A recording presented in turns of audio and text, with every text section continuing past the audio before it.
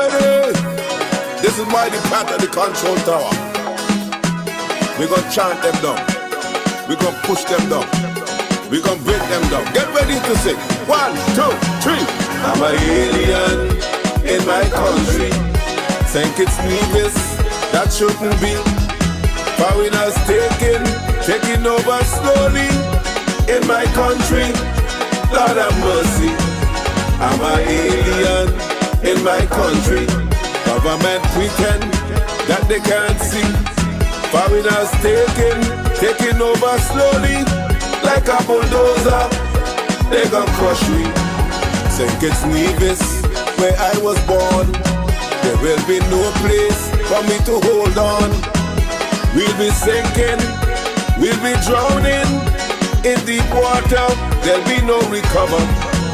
Power hungry politicians slowly selling outer island to Tom Dick, anybody who have money. Now look what they make we. I'm an alien in my country. Think it's Nevis belongs to we. Foreigners taking over daily in my country. Lord have mercy. I'm an alien in my country. Government pretend that they can't see. Foreigners taking over slowly like a bulldozer. They gon' crush me. The little job that we used to have, foreigners take it while me a starve. The little food that I used to sell, foreigners take him, even that as well. The jobs and businesses here in this country are owned by Arabs, Indians and Chinese.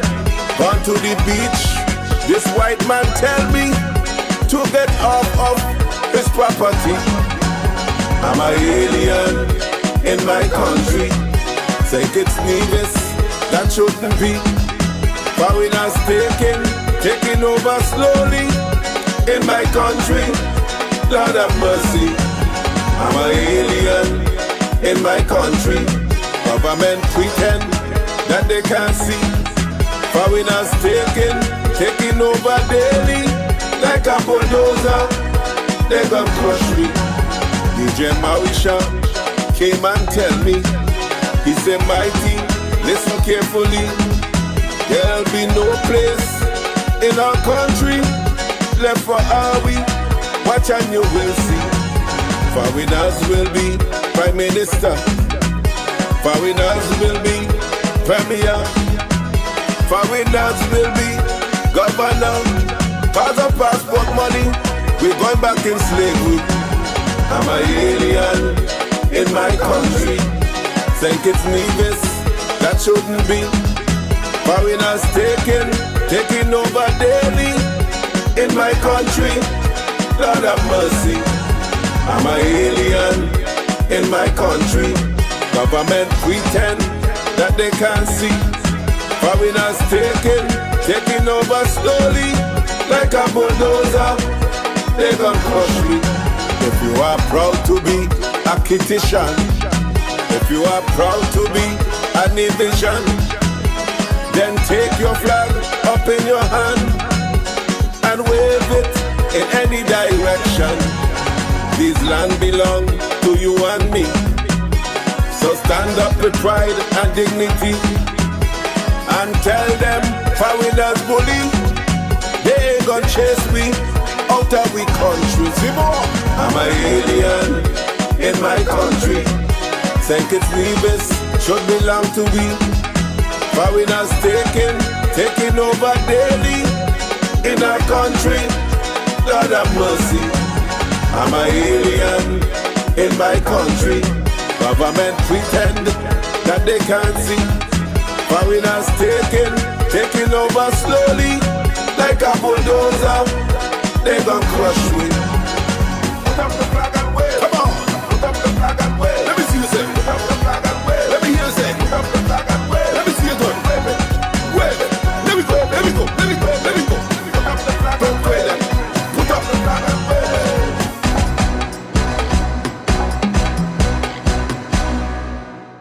Yes, sounds of the mighty Pat, and that one is an alien in my country. St. Kitts Nevis. That shouldn't be.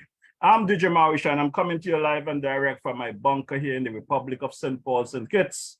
Yes, I'm here in the Federation of St. Kitts Nevis, and we're going to be talking the things this evening and bringing you up to date with what is happening in our beloved Federation. At the same time, we will be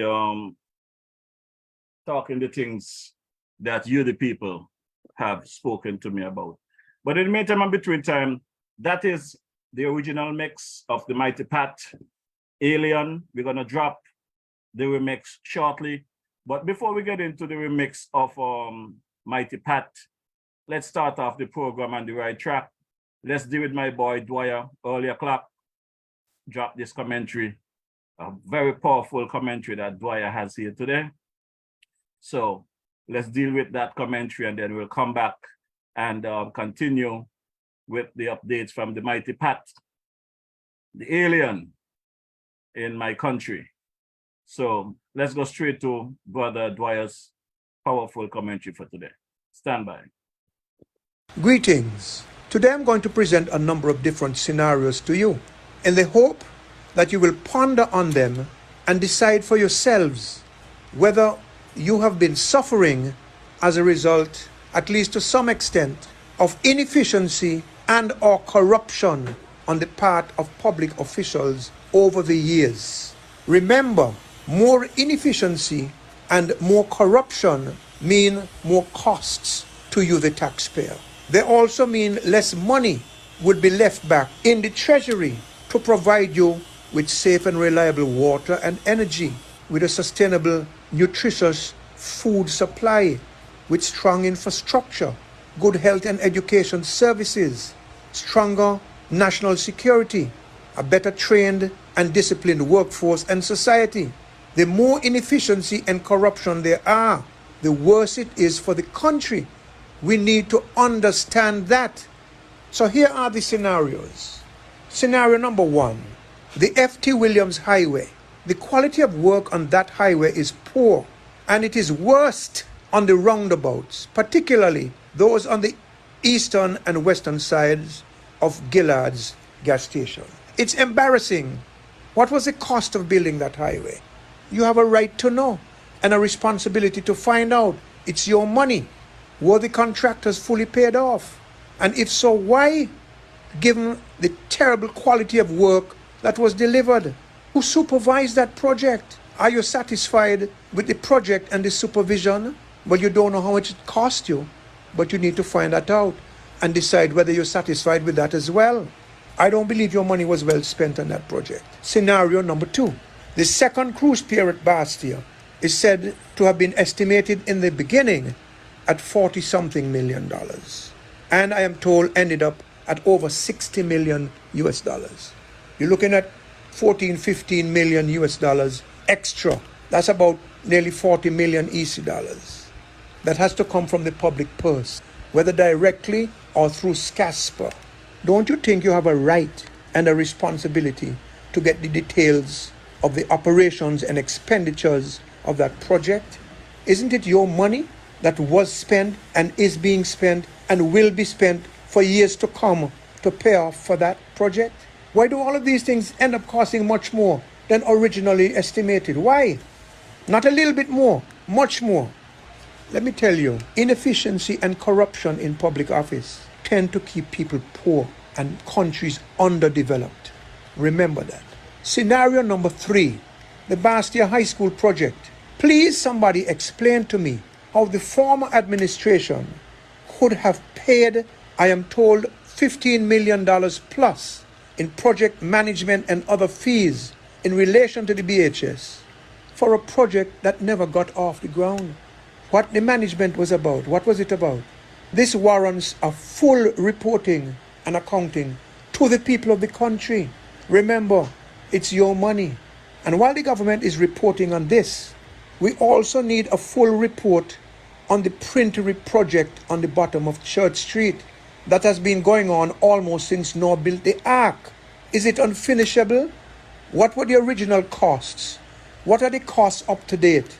Why is it not finished? We need to know. And the less we know, the more uncomfortable, suspicious, skeptical, and cynical we will become.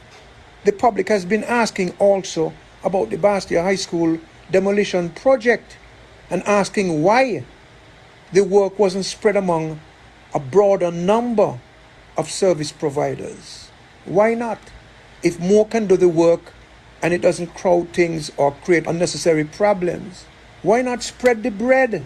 People want work. People have been suffering since before COVID. Remember, it's the people's money that is being used. And the people have a right and a responsibility to ask. And public officials have a sacred responsibility to account and report. And not doing that will cause people to conclude that the public officials are either inefficient or corrupt or both. And we don't want to come to those conclusions. And I believe public officials, least of all, would want the people to come to those conclusions. So come clean. People are asking about the water tanks project. They're asking questions about how the process of awarding the contract was pursued. Asking about the pricing, the work being done, etc., etc. I'm not making any accusations, just asking questions, which I as a citizen have the right and responsibility to ask, as do you. The difference between me, myself, and a lot of you is that I ask the questions. I'm not afraid. I've been victimized too, but I'm not going to go around looking at myself as a victim. Not at all. I will ask the questions.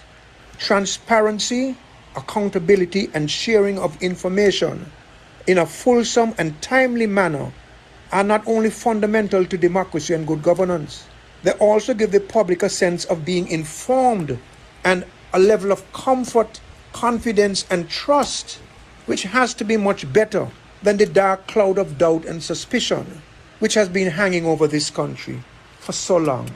One of the ugly legacies of colonialism. Our people have to be on the constant alert to avoid becoming victims of bad judgment or bad motives by their decision makers. Here is another scenario.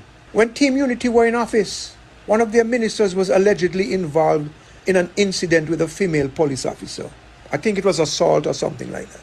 Charges were laid against him, but nothing happened. You have a right and an obligation to ask about this and to receive a full and clear explanation from the authorities as to why this matter seems to have disappeared from the face of the earth. Here's another. What is the reason for there being no action concerning the use of clients' funds, a client's funds, by Tula partners? You need to know.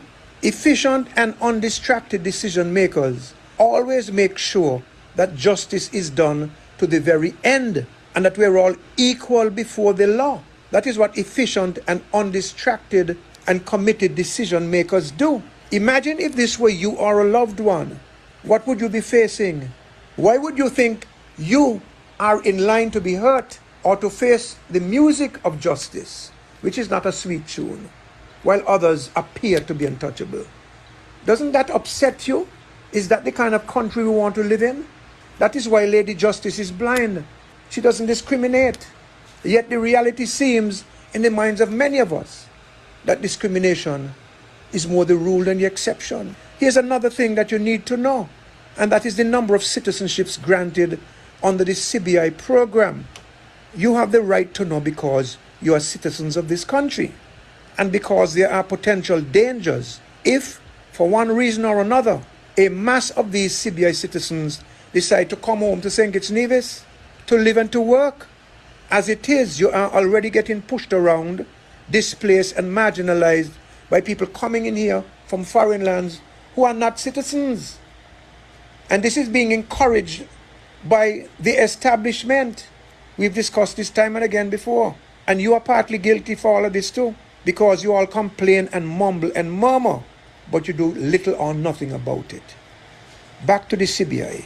You also have the right and responsibility to be assured and to know that the people working in the CBI, local service providers, international agents, promoters, marketers, developers, and so forth, public officials, you have a right to know and a responsibility to find out and to make sure that they are all clean and in good standing not only with the law here, but in any other jurisdiction to which they may be connected. And this is an area of concern for me. There are people who are making money, big money, from our CBI, who are cheating the taxman in countries abroad.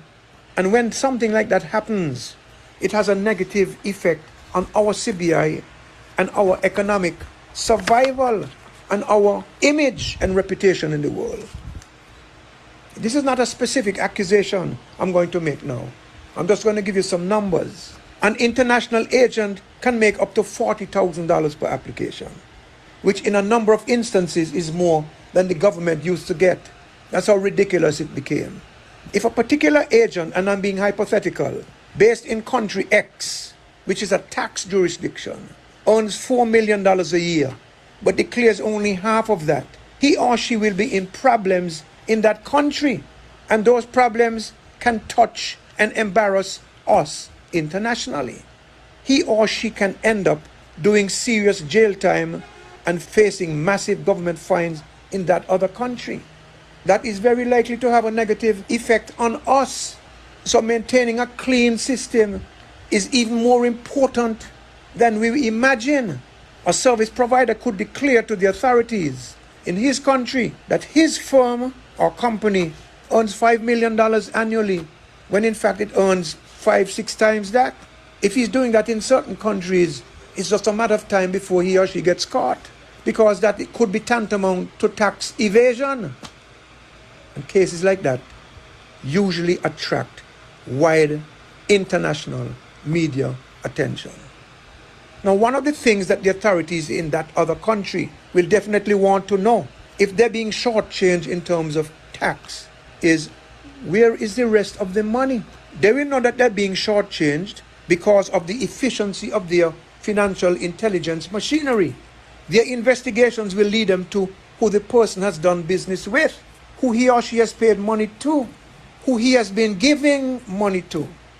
The authorities in those countries will be able to access phone records, email records, etc., etc. And next thing you know, a nasty international scandal can explode, not just in the face of the perpetrator, but in the face of little St. Kitts and Nevis. Isn't it better to be efficient and to be clean? Then you have less cleaning up to do, less problems to deal with. So with all of that said, can we now get the assurance that there are no such players in our CBI industry in St. Kitts and Nevis? The due diligence on service providers and developers has to be at least as strict as that done on the applicants for citizenship. If we cannot get that assurance, then we have to question efficiency, and then we have to wonder about corruption. And finally, if any local official on the government side is close, whether work-wise or personally or both, to a private sector stakeholder in the CBI industry in St. Kitts and Nevis, such private sector stakeholder being in the industry obviously to make money for himself or herself, then the local person should resign from a public position, because at best the perception is not good, and at worst it could be seen as a conflict of interest. We cannot serve two masters. So at least in my humble opinion, if such a situation was to exist and to be allowed to continue, it would cause a serious loss of credibility in the CBI, in the government, and in the nation, and would lead some people to ask very tough questions. Is this what we want to happen?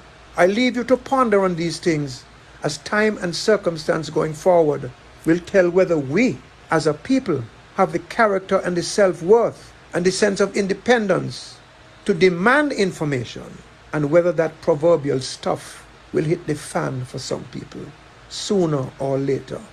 Don't be surprised, ladies and gentlemen, if a rocky and bumpy road is ahead of us. Efficiency and corruption will be measured jealously, and those who fall short will pay the price. But the saddest thing about all of this is that if this happens, it is the people who will pay the greatest price. Innocent people.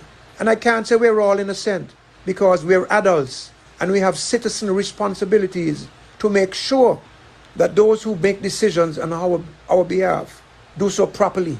I plead with you, let us all strive to be efficient individually and collectively, and let us rid ourselves of corruption in all of our dealings, and insist that our public officials and anybody associated with this country conducts himself or herself similarly. Our children, our future, our civilization are depending on it. Thank you, and God bless. Thank you, Brother Dwyer Astafan. Lovely commentary again this evening for today, Wednesday, October 25th. I could not have said it better, my brother. We seem to have some serious issues here in our beloved Federation of St. Kitts and Nevis. I have been noticing the actions of some of our citizens. They try to change history. They try to change the narrative, and they like to move the goalposts when the conversation that they start does not fit their motives.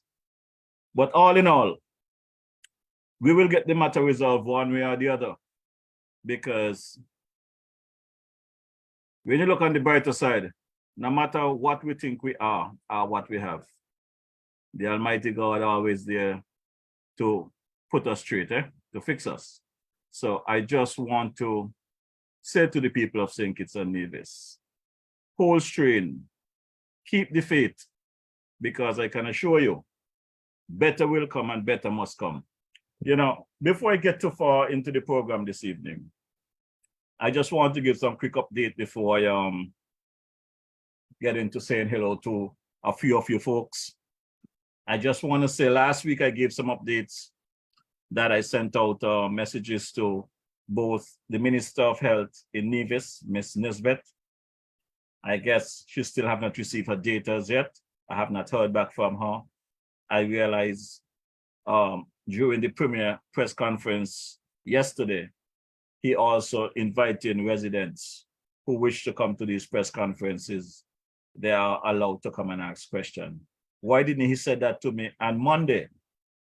Give me some notice that I could have gone over there yesterday and asked him a few questions. I only find out that once the press conference was gone. But don't worry, Mr. Premier. Now that you leave it open, that citizens are invited to come to your press conferences, I'll definitely make some time and come over there and have a conversation with you. I also brought some information that I reached out to the AG, Brother Garth Wilkin, and I have not heard back from him. I do not know if he's in the cloud, whether or not he's on vacation or he's on bereavement leave. But a pastor and I was speaking earlier today in Bastia, and he asked me how I'm doing. I told him I'm trying to find the AG, but I cannot reach him via WhatsApp or anything, or phone call. He said, well, you know, his grandmother passed away. I said, well, I did not know that. I said, well, I have to ease up on the AG and send condolences to the AG and his family and the passing of his grandmother. So I'll wait until the grieving process is over so that I can get the information about the status of the electoral office or the electoral commission or whatever process that the AG assured me would have started by the end of summer. I want to remind everyone, according to Google, the end of summer finished on the 28th of September this year, 2023. So I am waiting on the AG upon his return to update me whether or not the process for the electoral office is in motion or if there is some setbacks and whatever. But just the information we want. We're not pushing you. We're not trying to harass you, Mr. AG. We just want some update for the benefit of the general public. I also want to update you guys that I had the luxury of having a very in-depth conversation with the Prime Minister earlier this morning. And I want to thank the Prime Minister for responding so quickly and calling me that we could have these updates before I can go live this evening. Because I want people to understand the government is working, you know. I know some of the haters and the fakers out there would want to give the impression that the government is not working. The government is working. They might not be working in the liking of some of us. We would have done things differently. But they were elected to do a job. And as I've said on previous broadcasts, I'm not here to make excuse for the government. They are capable of defending themselves and representing themselves. But realistically, we know that after a hot campaign last July, August, they were elected on August 5th, 2022, and they had to go into a budget in December, and this is their first full year in operation. They must have met a lot of things that they did not anticipate that might have slowed their progress and what they need to do. So I am prepared to give Dr. Drew and his cabinet, his parliament, the people at work, the opportunity to come with some real positive economic boost for everyone. When I say everyone, contractors alike, whoever, jobs, opportunity, land opportunities, whatever. I expect them now to, they have heard enough, they have seen enough. I think it's time for them to show us something going forward. So I am not here to cuss the Prime Minister, to cuss anyone. And for you folks out there who might have sour grapes from the former administration, it's okay to speak out. I got it, I understand it. You were promised a team unity administration up to 2025. That did not happen because of the infight. And I had a very good conversation today. I'm straight from my report on the Prime Minister to this particular topic, because I like to communicate with people, and not just communicate with people, people who have a sense of reasoning, people who listens and people who give their opinion. And there was a very strong team unity person spoke to me today at the Bayfront, at the ferry terminal to be exact. And basically what was said to me is that these ministers, these candidates, when they are running for office, they come to you, the people, they come to you, the foot soldiers, and they're asking you for support and for help. They're going to do this, they're going to do that. And when they get in there, they forget the promises they made to people and the campaign trail. And that is what happened to the former Prime Minister, Timothy Harris, his colleague, Premier Brantley, and the leader of PAM, Sean Richards. Now, they were telling us, the citizens, everything was okay on the inside. They're telling us everything is nice. Best Prime Minister ever, according to Premier Brantley. But internally, the fights was there, fighting for survival for each of them, and not for the people and not for the country. And one individual said to me, currently they're not working, and they're not upset about it. They're not taking it out on the government, Dr. Drew. He said, listen, I was a big unity person. I am a PAM. And on the team unity, I could not get a position. I could not get a work. So if I couldn't get a work under the government that I was supporting, why should I stress now about Dr. Drew and his Labour administration in 14 months? I said, well, why you could not get a job under your own government? He said, well, I am a PAM. And Timothy was sabotaging PAM. And he was just giving people who is PLP certain positions. And that is one of the problems. So I said, you know what? I really have to continue sending the message to our people, to our ministers of government. Our citizens, it doesn't matter which party they vote for, which party they support. If the work is there and they are qualified to do the work, give them the work.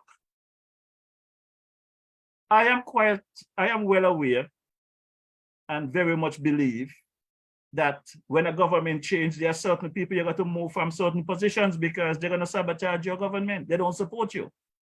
And I know that is happening today. It's happening across the board because some of the nonsense that I'm hearing in the public square, there are people out there that leaking stuff and it's propaganda. If they're talking facts, I don't mind people talk the facts. If you see something down the road breakdown and you want to talk about it, talk about it. If you see a minister in the Labour Party doing something wrong and you want to come, I invite you to come to the program and say what you want to say.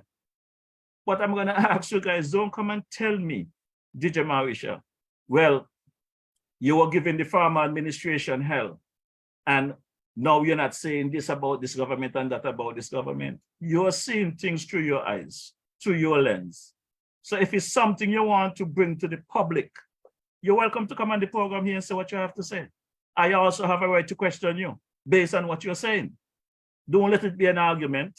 Don't let it be a fight. Let's have the conversation, because we have to change our attitude, our political beliefs. We have to change them. We are lucky to be here to benefit what our foreparents died for. Could you imagine if we had to go to the slavery days today? Many of us would not make it. We don't have the strength. We don't have the means. We have Bristol Hill Fort out there and many other areas in St. Kitts that was built by slaves. Our foreparents had to do it.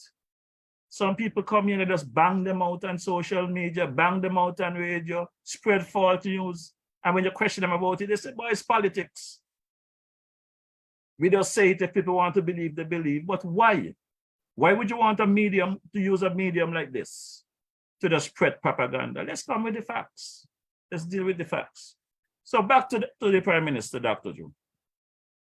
I was very relieved with this conversation this morning, because as you guys know, last week, during my broadcast, I said, I would hope when the Prime Minister get back home, he deal with this Nevis issue. You know, it's been 14 months and he definitely need to deal with this matter, and I'm advising him to get it out of the way. Maybe no other Prime Minister have done it, but you don't have to do what other Prime Ministers have done. You are a new Prime Minister, do the right thing. And the Prime Minister explained, Jeffroy, I listened to you, I heard your advice, I accept your advice, I heard the cries from the division people. I appreciate the invitation. And my office is currently doing the logistics for me to go across to Nevis. He says sometime in November, you will see some actions in terms of reinventing or reopening of the federal office. He says to me, he said, it's unfortunate that we are in this stalemate, but I would have liked to go on across to that office and invite the premier and the leader of the opposition, but you know, we don't have that luxury. So we are stuck here with some situation where we have to deal with individuals and not just opposition leader or candidates that win their seats or the premier. We also have the president of the NIA Assembly. We have the deputy speakers and these people. So as the Prime Minister, there are certain things that I have to put in place and do my due diligence before I can go and do a town hall. And it's in the process. Everything is currently ongoing. So we hear you. I understand your visions. The Prime Minister is doing his thing. Give him the time. I cannot get into all of the details of our conversation. There are some things that he would have to present to you himself, but I'll give you that much. The visit to Nevis is in motion. There are things that have to be done in order, and I understand. And when the Prime Minister comes back to you, I'm pretty sure during his next broadcast or whatever newscast, I'm pretty sure he'll give more updates on what is going to happen and the Nevis. But the Prime Minister have big plans for Nevis from a federal level. Nevis has their own local government, and that he has to respect, and that government he has to work with. He also have to work with the opposition, the NRP and the unofficial independent candidate. We know we did not have an independent party that run during the local NIA elections, but there's one now. And he has to give everybody their due diligence, their respect. And Mr. Prime Minister, I understand the conversation. I appreciate you reaching out and clarifying the situation. And it's good to know that you're doing your part to ensure that the Nevisions feel their Prime Minister. And I feel you. It's love every time.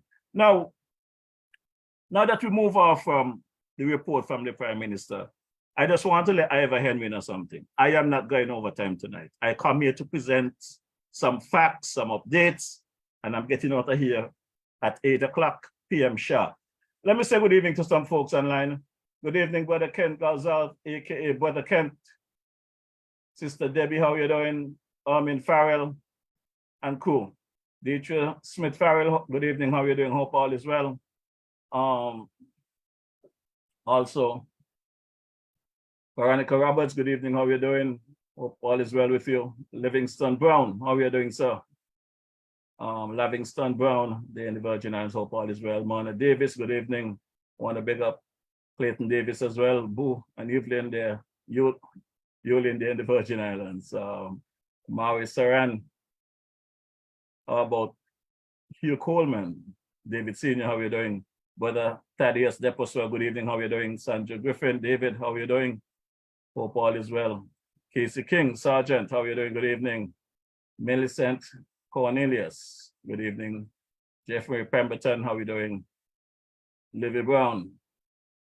Pearline Swanston, good evening. Welcome to the ride. Ruthlyn Hill, good evening. Grace Elliott, Eugene Weeks, Jocelyn Atley, Beverly Morrishaw, good evening. Sister Gwyneth Morrishaw, how are you doing? Also want to big up Sister Cora Bennett. Hope all is well with you. Fanny Herbert, here's a Claxton, good evening. Hope all is well with you. Gemini Nisbet, Erskine Nisbet. Hope all is well with you guys. Jacqueline Julius. Gemini Nisbet again, yeah. How are you doing? Sister Lynn, hope all is well with you. Tamika, Yvonne Jeffers, Sherman Jeffords, Bernadette Tyson, Rosita Pontine, my girl, how are you doing? Loretta Clark Quilly, welcome to the ride. Kelvin Wilkin, good evening, welcome to the ride. Sebastian Williams, how are you doing, my brother? Brother D.A. Dyer Astafan, hope all is good with you. Joanne, Lauren Clark, Mohammed, Amin. I cannot call all these names this evening. I don't take a little break here and back to the music. I want to pick up my son there, Brother JefroyMorrishaw Jr. in the LA area there in Sister Jazz. I had a serious laugh over the weekend there. My son called me, messaged me something, said, Daddy, I've been listening to you for the past couple of weeks, and I must say your program has improved a great deal, and I'm really learning a lot, and I appreciate you, and whatever. I said, I wonder if my son and his mother remember that during the Get Rid of Them campaign, when I had to respond to some of my attackers, my son and his mother there decided that I should not respond. And when I did respond, they took me to task because they want me to be a nice boy. They don't want me to get on wassy. But we have come beyond that, and they understand what have to be done. Brother Eustace Hendrickson, how are you doing, my brother? Hope all is well with you. Brother Alston Connor, hope all is well. Olivia David. Yeah, my brother Ivor Henry there has been there from the beginning. The dancing commissioner, the man, Austin Williams, Brother Monarch. I just want to tell you guys, his love every time. And Ronnie Rascal, the man DJ Rabuka, Theo Clark, Brother Bevis Hutchinson, Ingrid Francis, my brother there, Gene. I'm going to go across to the Premier's press conference for yesterday. A few questions was asked, and I'm going to let you listen to the Premier's response. Questions and response, and you use your judgment. I'm not even going to get into this evening. I'm going to just give you the information and let you decipher it the way that you see fit. But one thing I'm going to do this evening, I want to say to you, my online viewership, I hope some of you understand that we got some people in St. Kitts, right? St. Kitts Nevis. And I always hear St. Kitts Nevis is unique. I always hear St. Kitts Nevis is a special place. But I learned something over the weekend. Because when I look at our little nation here, trying to get back to our status quo from COVID, and we hear the announcement of a Hurricane Tammy that's supposed to rip through the Caribbean over the weekend. St. Kitts Nevis was in the path, Antigua and Barbuda and a couple of other people. And I listened to some of the comments. I scroll through Facebook and YouTube and listen to some of our people commenting.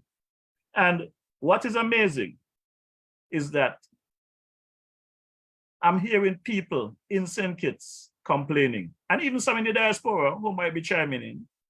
They are upset because the hurricane did not come and knock out St. Kitts, destroy buildings, mash up the government buildings. I mean, how can you, a citizen of the Federation, pray for hurricane to come and destroy your country? Some say they went out and spent half the money trying to stack up food in the house and water and whatever, and then the hurricane changed his mind, and the hurricane was never coming, and they're upset with the people. You know, and I just have to laugh when I hear some of these conversations. But one thing I can agree with, I heard a comment about the people at the task force that was giving out the news and the updates. Brother LeRoy Williams and Abdia Samuels, those two in particular.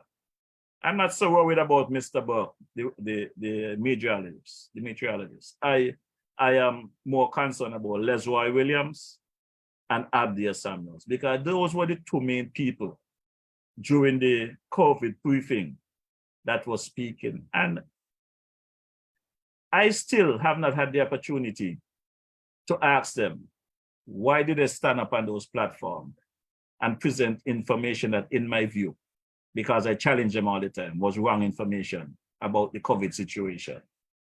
False information was being meted to us. So when I heard them giving the update about the weather that was approaching, it's like deja vu.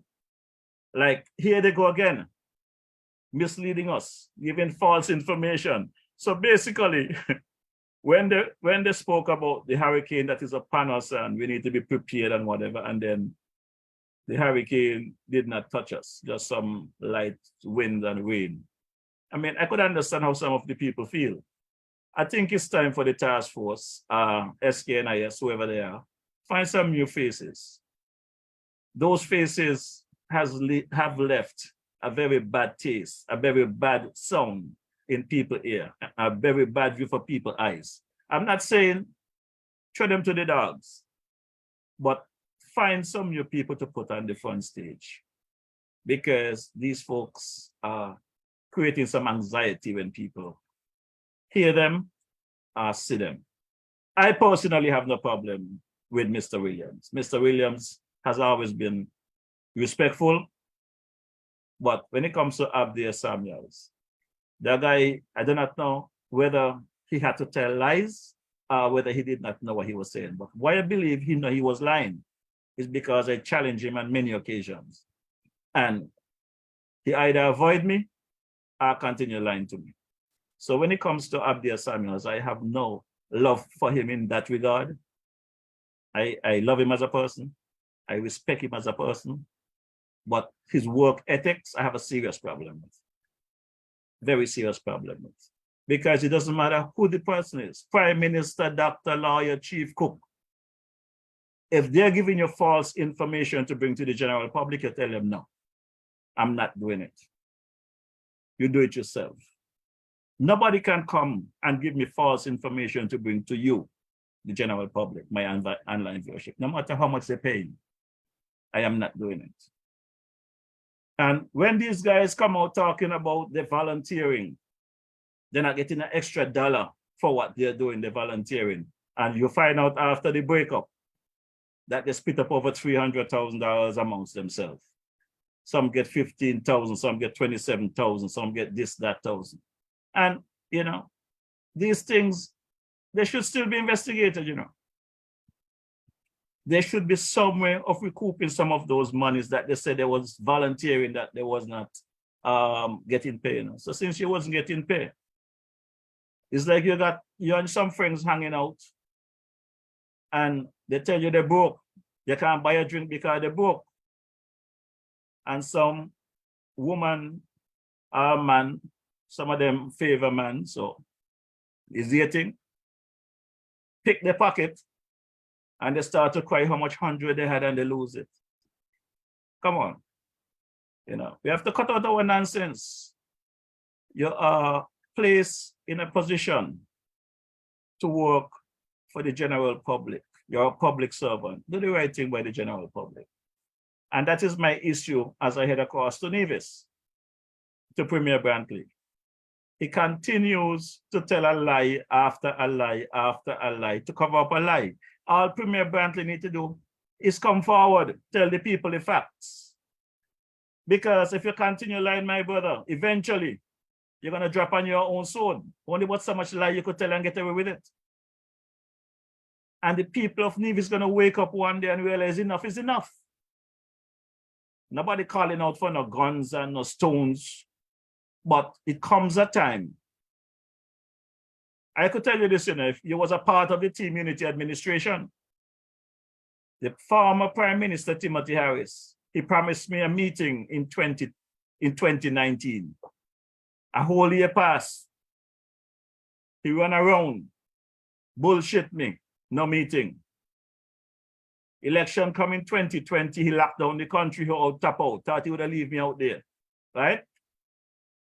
And he figured he got back into office. So he got until 2025. He don't need to talk to this little black boy from St. Paul's. So he bullshit me again. He went as far as making a date with me for a meeting on December 26, 2020, because there was no Juve due to COVID. So on his Leadership Matters program, when I called in, he agreed we're going to meet on December 26. Again, he bullshits me. No show, no call. And I decided I had enough. And I called him one night and I tell him, you know, Mr. Prime Minister, I'm going to tell you this. I will speak to the next Prime Minister, but I'm going to try you in the public square. And when I told him that, you know, some people was upset. I'm disrespecting the Prime Minister, but the Prime Minister was disrespecting me and the entire Federation, the citizens. When you're a Prime Minister, it doesn't give you the right to bullshit people and lie to people and mislead people. I remember my boy Bucky got it. First time I met him in St. Paul's in person. My boy Bucky said, boy Morrishaw, I got a problem with you, you know. I said, what is the problem, Bucky? He said, I don't like how you disrespect the Prime Minister. I said, what did I do? He said, you tell the Prime Minister you're going to try him in the public square. I said, Bucky, that's not disrespect. I let the Prime Minister know that since this is the way he's going to deal with our people, you're going to arrest people for standing up to show it with their placard to show you they're not happy with what you're doing. When you did the same thing, you reach as far as St. Vincent, I understand, paying people to carry placard in your quest for office. And now you get into office, you're locking up people because they have a placard. You're tear gassing people because they're standing up to you. Well, come on. Somebody have to deal with him. So I know many people did not think that we're going to have election in 2022. I knew we were going to have election in 2022 or before because that was my mission. But there was many of you who felt helpless. The rate of how the man was going, doing he wind down on the ground and carrying on like he's the best dancer and knocking the finger and this and that. Had people afraid, people scared to stand up to him, right? And I decided the election going to be in 2022. And it's because of Sean Richards, the leader of PAM. It's because of Premier Brantley, the leader of the CCM and the current Premier of Nevis. It's because of those two individuals why the former Prime Minister Timothy Harris lasted that long. During my campaign in 2019 to get rid of the former Prime Minister, it was anybody but him, you know. Dr. Joe was never in sight as leader of Labour at the time. When I got locked down in 2020 in quarantine, Dr. Joe was not the leader of Labour. Dr. Joe lost his bid. Well, Dr. Joe won his seat in 2020, in my view. but they say he lost it according to the tally. But the bottom line is he was nowhere close to prime ministership. And if that time when I was trying to reach out to Mark Brantley, Premier of Nevis, and Sean Richards, to stand up to Timothy, to stand up to the Prime Minister and let him know what he's doing to the country was wrong, they might have stand a chance to be in government today. But no, they say ignore the nights. Mark Brantley came and said, best Prime Minister ever. He giving us what we want. So to hell with all you. But God spoke. We get a revelation in May. I think it's May 10th of 2022, you know, when the former Prime Minister dropped 6 of them, 6 at a block. Pure pressure. We the people could get anything done if we want it done. When you elect government, you hold government accountable. If they don't do what they're supposed to do, you go back to the polls. You pressure them to go back to the polls. They were elected to work. So we're going to cross to Nevis now, you know, because this press conference that the Premier had yesterday, he's talking some things that don't make sense to me. If this is the way he feels, the Premier needs to resign. If this is how you expect to run a country, he needs to resign, because this is not the way you fix your economy. This is not the way you carry your country forward. This is not good what you are telling the people. So take a listen to Premier Brantley. From WinFM. Can we get an update on the public-private partnership for the transformation of the Vance Amory International Airport? What is the name of the quantity surveyor company that was contracted in St. Kitts to do the survey of the Alexandra Hospital? How much money was paid for the service? And is there any action being taken against the company for not providing the service? I also have from SKN Newsline, which would be, I think, Mr. Bat. He asks, in the context of diversity, the Nevis economy, what other source markets for tourism can be targeted, and what would be the likely challenges in developing new markets? His second question, can you say how many CBI-related property investments are on Nevis, and are there any failed CBI projects on Nevis, as is the case on St. Kitts? Question number 3, what is your opinion regarding the European Commission's quest to have EU countries remove visa-free access to Caribbean countries with CBI programs? Thank you. Oh, and there's one from The Observer. With a report revealing, it looks like 20,000 CBI applications that were processed in the last 5 years, what is your response considering your fight for fair share for Nevis, and what is your plan to ensure Nevis is a beneficiary of this program? Thank you very much. So the question about the public-private partnership for the Vance Amory Airport, I'm aware that the consultants are now on island, Perez Consulting. They have moved staff to Nevis. They are shortly to engage with public discussions on the airport project. They have already met with various stakeholders, such as NASPA, Fire. They've met with the cabinet. And I anticipate that under the guidance of the Honorable Alexis Jeffers, who's a point person for the government on this project, that Perez will be having public consultations very shortly. So what I would suggest is that we abide by that and we await that public consultation, because they will be in a much better position to set out and give some detail to the public as to what the project is going to look like and what the details of the project will be. The quantity survey in St. Kitts, I do not have the name at hand. We did pay that individual some amount of money. I'm really not sure what the amount was. I don't want to give inaccurate information. And as I said, that individual did not produce the work. Legal action is being contemplated. I think instructions have been given to initiate legal actions. And for those who are wondering, this is a quantity surveyor that we had engaged on our hospital project, and who we are waiting on to provide some quantities on the interior space, and who has not delivered. So that has set us back several months on that project, and that matter is being addressed by our legal department.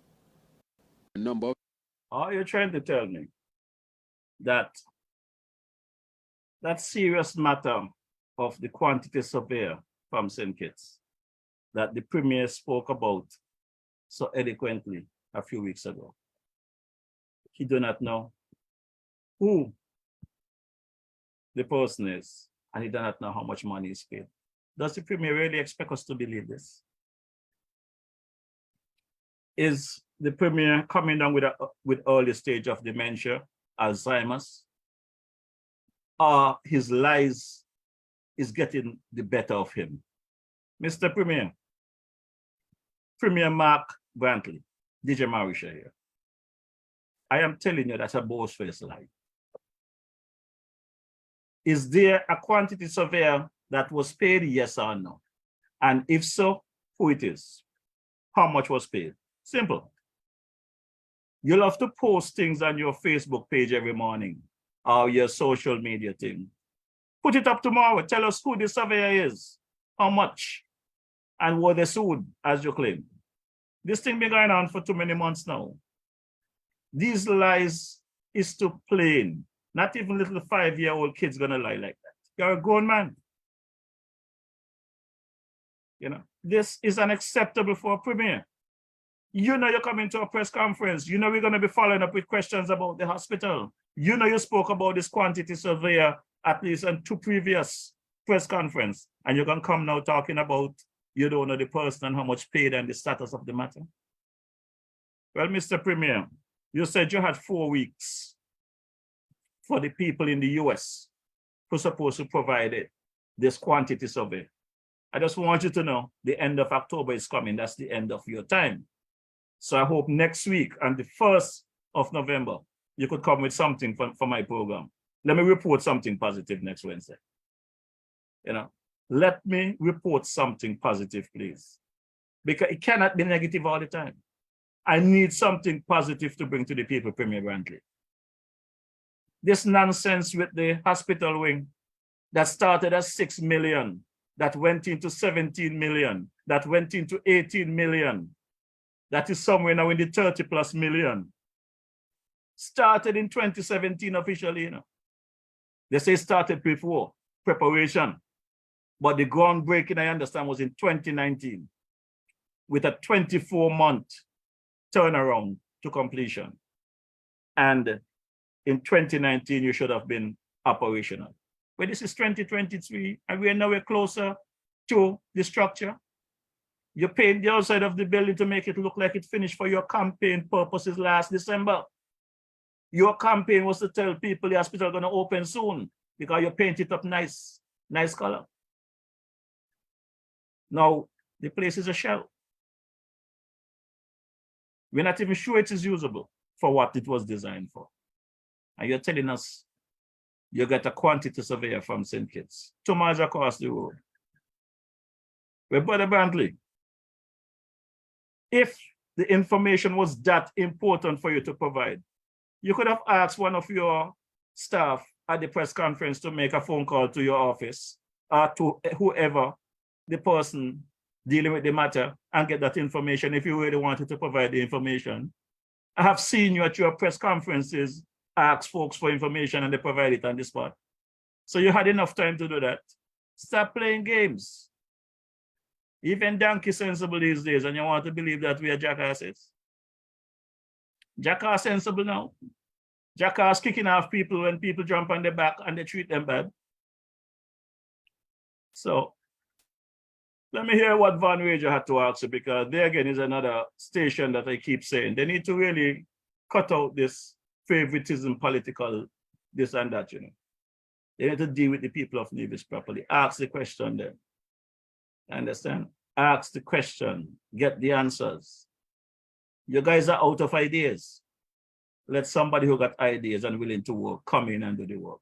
So let's take a listen to this question coming from Van Rager yesterday at the press conference. Thompson of On Radio. Yes. Following the passage of Hurricane Tammy, there were some damages reported, mainly due to flooding and debris left in the roads. Has work commenced to remove the debris from the streets? And also, can there be more frequent drain washings to avoid debris in the roads after natural disasters? The Ministry of Tourism in St. Kitts has stated its intentions to place special attention to the increase in accommodation capacity, especially after the increase in airlift at the RLB airport. Do you think that Nevis has the accommodation capacity to host the possible increase in tourists? And if so, are there any plans to increase the current capacity? Can you provide an update on Bear Rock Consulting following an announcement a few months ago about the NIA's involvement?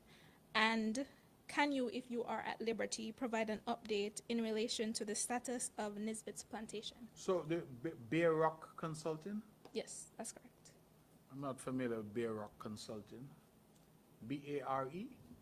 BE. Now we'll see this kind of disrespect that comes from these politicians. This is where I have a problem when they try to belittle the journalists or the reporters that is trying to do their little best to bring information to the country. Premier Brantley very well know the question the lady is asking, but because she make a little mistake with the name of the organization or the company, he going to capitalize on that and try to treat her like a little nobody. You all need to cut it out. Your government ministers, your candidates, whether opposition or otherwise, have a little more respect for the journalist, man. AR. I'm not sure. Bear Rock Consulting doesn't ring a bell for me. I wonder, is that the water? Yes, that Oh, bead. Bead Rock. Okay. Oh, bead rock. Okay. All right. Okay. All right. Good. All right. I have your questions now then. I think the bead consulting on the issue of water, those are ongoing discussions. We, of course, have spent some money to map where we want to drill. We have said that we want to do some additional drilling to provide additional water. And that I believe that the Ministry of Works had completed a proposal that would go out to drillers. I do not have an update as to whether they have had responses yet. Bead rock is an option for us, but as I said before, we had already invested considerable sums with them, and we did not get what we paid for. And so we are in some dispute with Bead at the moment, but we are hoping that that can be resolved because they're in St. Kitts now. We're doing drilling over in St. Kitts. So I'm hopeful that we can get past that and get what we all need here in Nevis, which is additional water. The Nizzle plantation, I don't have an update for you. That's a private matter being dealt with, I'm told, through the courts. So I'm optimistic that they'll be able to deal with that. You mentioned about accommodation capacity with new flights, and I was a little confused because you also mentioned RLB. I know St. Kitts has made some announcement about expanding their terminal facilities on St. Kitts. I wasn't sure when you said accommodation, you meant accommodating people coming in on the flight at the terminal, or you meant new hotels. Well, all right. If it's new hotels, I'm not aware of any new hotels that are on offer on St. Kitts. Certainly on Nevis, I have said publicly that I'm not prepared to make any announcements because I feel announcements in the past have not borne any fruit. We have announced successive governments, scores of hotels that have not materialized. I met with one group who came here, I think about a month ago, indicating that they're now ready to proceed. And I frankly told them that it is time for them to either proceed or get lost, because I was tired of this constant meeting, constant talk. That particular group had announced the hotel on the 9th of January 2017. We are now in 2023. And they've come back to say they're not ready. So I tell them, well, if you're ready, start. And then go and tell the public that you've started. But I am not prepared to go and make any announcements anymore. Because if I stand up here and tell you, yes, we're getting this hotel, I assure you, if you don't come by next year, the opposition said I lied to the people of Nevis. So I decided that my best approach is the government does what the government does, provides the environment, provides the support that a lot of these investors say they need, and then we leave it to them to deliver. So I'm optimistic even on that particular project. They say that they've moved the site of the project, they want to proceed. So I've said to them, you have our blessings, but I won't be the one making the announcements. I'll leave that to you. Now, a premier of a country is going to tell an investor, you decide what you want to do, and you're going to tell the people what you're doing. I'll leave that to you. I mean, am I hearing correct? But this is the same premier who talking about his stage. A premier that cannot bring nothing to fruition, that cannot complete anything that he starts. Any project that he starts, he cannot finish it. Any lies that he tells cannot come to an end. The lies continue over and over again. But he's talking about, let me lay you all here for you also. He's talking about his stage. You say that someone has asked to debate me. I'm not particularly pressed one way or the other. I'm in a position now where I'm concerned with doing the work of the people of Nevis. And I believe that when an election comes, and one will come, that I will go to the people and I will take to them my record of service over these past several years. There are some, no doubt, who would want to get on my stage and would want the exposure that they will get from standing up next to me. My stage is not built for that. I worked hard to develop my stage, and I would suggest to those out there who want a stage of their own that they put in the work to develop their stage. So the reality is that this is politics. We understand how politics works, and I believe that those who aspire to political office have ample opportunity to go hit on yon and say what they need to say. They don't need me standing next to them in order to say what they need to say. So that is my simple position there. People know me, know that where discussions are concerned, I'm always open. But I'm open to discussion that are genuinely intended to advance ideas for the benefit of the people of Nevis. The kind of discussion that I have been privy to, coming from the other side, is simply all-out fabrications, nonsensical utterings, taking issues that in my view are not issues at all and trying to escalate them. Most recently I'm hearing that now some of them are denying that they got 2 salaries that they've been accusing me of, denying that they themselves collected when the paperwork is there for all to see. Matter of fact, I should bring the paperwork and share it with you, Mr. Hanley, and hope that BHC Media would do full coverage of that. But these are some of the things that I don't think that there's value in it. And as I said, all that people want is to climb up on my stage. So let them develop their own platform, and God be with them. Well, Mr. Premier, that's why I developed my platform, because I'm going to bring the facts. And I didn't develop a platform, You got to either blame or thank Prime Minister Timothy Harris for that, because if he didn't lock my ass down in Royal St. Christopher in 2020, this program will never be alive. So you got to blame him for that. My good people online, I got a little surprise for you all tonight. I know some of you love your music, some of you love the chat. We're going to go back to the chat. But at the start of the program, I know you guys heard this song by the Mighty Pat, I'm an Alien in My Country. I invited Mighty Pat to the Federation for Sugar Mass 52 to participate because I want to see the art form. I want to see the cultural lift. I want to see us get a lift back to what Calypso used to be. Many of these Calypsonians that we have today, for whatever reason over the years, they're not punching, they're not bringing the things. Back in the days, whatever happened throughout the year, we used to have a group called Nigger Business. During the Christmas season, they go around from house to house and play people, and we had fun. That is how I was brought up.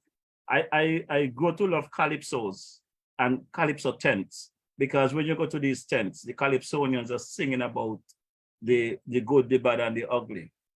Whether you're singing for opposition or for government, you was bringing the real deal to the stage. I enjoy those days. And I realized that the standards have dropped over the years. So I reached out to Mighty Pat, and he told me he's gonna do this song, help the government, because the government need help and whatever. So he did do that song. So that is Mighty Pat song. He sing that song. That will be released in another 2 weeks. But I wanted something that represents us, because what I'm hearing about is CBI situation with the passport. And again, people out there celebrating and jumping up about attacking the prime minister with the CBI passport, how much sold and stuff like that. How much passports sold, I do not know. And there has been several governments from 1983 to now. And I have not heard anyone come and say how much passport was sold. So to try and kill Prime Minister Joe, to talk about how many passports were sold, I don't even see it makes sense. I've heard him referred the conversation to the department that deal with that. And if people really want to know the freedom of information, you can go and get it, right? But my partner, Big Lice, made this statement on one of his broadcasts. And apart from what I was hearing week after week in the public square, I hear people like Brother Ian Patches Libert asking Prime Minister Joe to talk about how much passport was sold. But Prime Minister Patches and the former Prime Minister Timothy Harris is tongue and teeth. If you really want to know how much passport was sold up to his time, he could ask Timothy and come and report it to us. He report all kind of fast narratives. So if you really want to know, you go and bring the information from Timothy and say up to 2022, this is how much passport was sold. And then anything after that, we can try it on Prime Minister Joe. So I don't understand week after week you're coming after the Prime Minister talking about how much passport sold. Go and ask Timothy.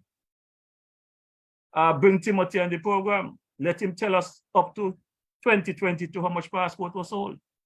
And we got it from the horse's mouth. So after hearing this clip from Big Lice, I decided to reach out to Mighty Pat and make sure that we get something, because if our population here in St. Kitts Nevis is 50,000+, and you're talking about 70,000 passports sold, we are aliens in our country, so take a listen.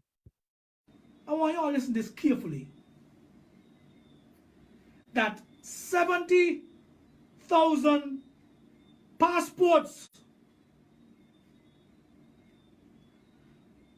have been sold since the start of the program.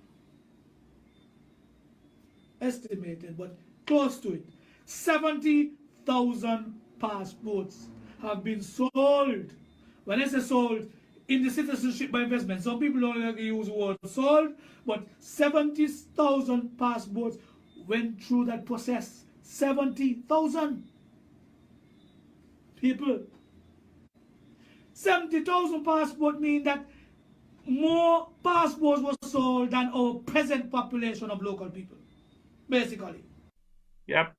So like my partner in Texas say, boy Morrishaw, even though I want to know how much passport was sold as well, I don't want to hear it because Patty said it. I want to hear it when the Prime Minister get his numbers together and they present whatever. If Patches is in a hurry to know how much passport was sold, go and talk to your former Prime Minister, Timothy Harris. Ask him up to 2022 how much passport was sold, and we'll do it from there, right? You had 7 years inside there. How much passport was sold prior to you, and how much you sold in your 7 years you were there. We'll hold Dr. Joe and his team accountable from 2022 to present. Who don't like it? Tough. But I'm saying to you, my people, after listening to the back and forth, I said to my boy, Mighty Pat, I said, Pat, I like this song and I love the I love the arrangement, but I believe in live hands, and I didn't hear no hand section.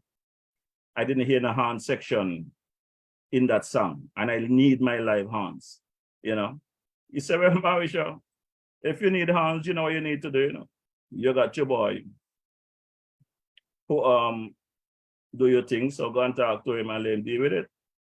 So basically, the original song, I Am an Alien, was done at Clint Studios in St. Croix. without the live horns.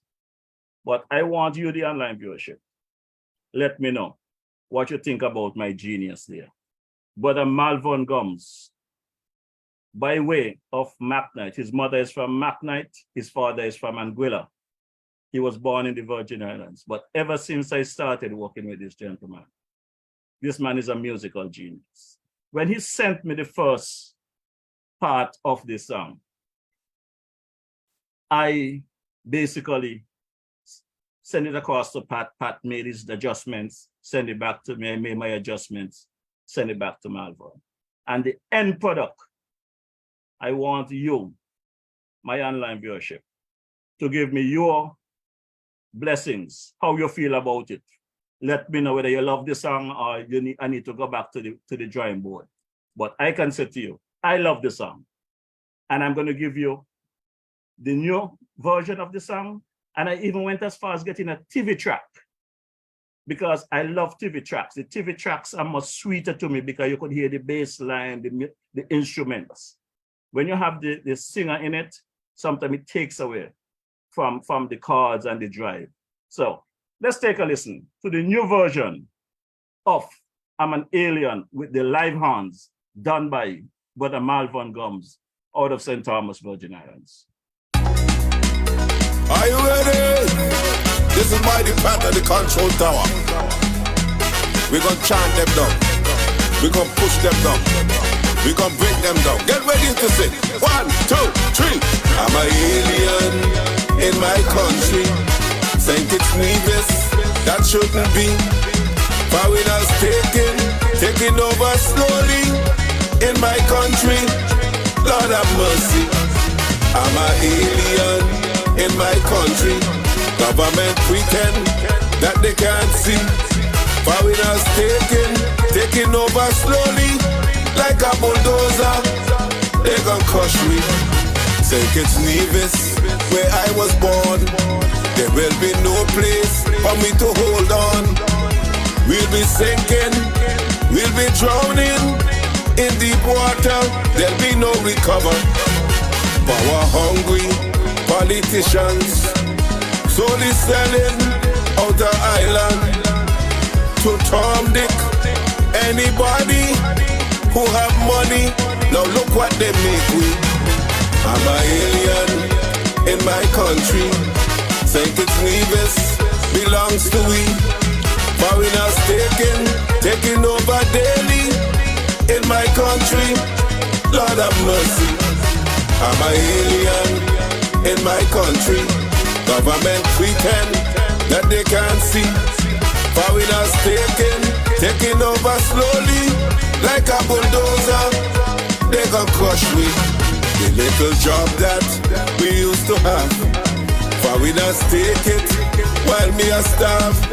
The little food that I used to sell, foreigners take him, even that as well. The jobs and businesses here in this country are owned by Arabs, Indians and Chinese. Gone to the beach, this white man tell me to get off of his property. I'm an alien in my country. St. Kitts Nevis, that shouldn't be. Foreigners taking over slowly in my country. Lord have mercy. I'm an alien in my country. Government pretend that they can't see. Foreigners taking over daily like a bulldozer.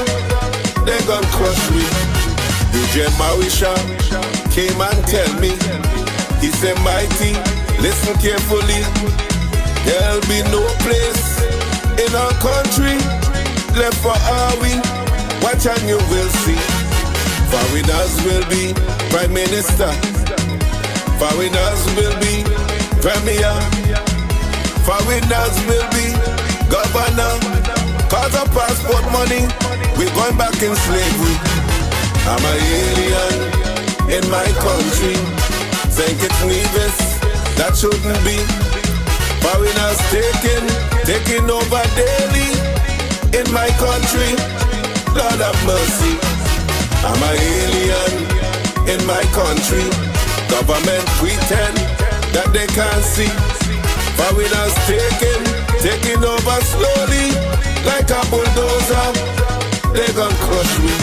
If you are proud to be a Kittitian, if you are proud to be an Evision, then take your flag up in your hand and wave it in any direction. These land belong to you and me, so stand up with pride and dignity and tell them foreigners bully, they ain't gon' chase me out of we country. I'm an alien in my country. St. Kitts Nevis should belong to we.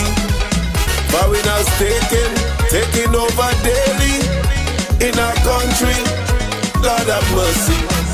I'm an alien in my country. Government pretend that they can't see. Foreigners taking over slowly. Like a bulldozer, they gon' crush me. Come on, let me see you say. Let me hear you say. Let me see you turn. Wait, let me go. Don't cry them. Put up.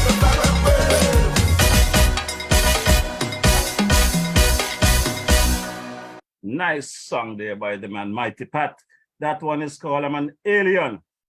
Newly arranged, mixed, and mastered by Brother Malvern Gums of the Spectrum band, the in St. Thomas, Virgin Islands. And I am very satisfied with the work of Brother Malvern Gums. I am also very satisfied with the lyrical concept by my boy there, the man, the Mighty Pat. While I'm in this song mode, I'm going to drop this new track as well by Sister Lady Composer. This one is called In Due Time and newly released. She sent it to me a couple of days ago. So you take a listen to Lady Composer, new release for Sugar Mars 52. In Due Time.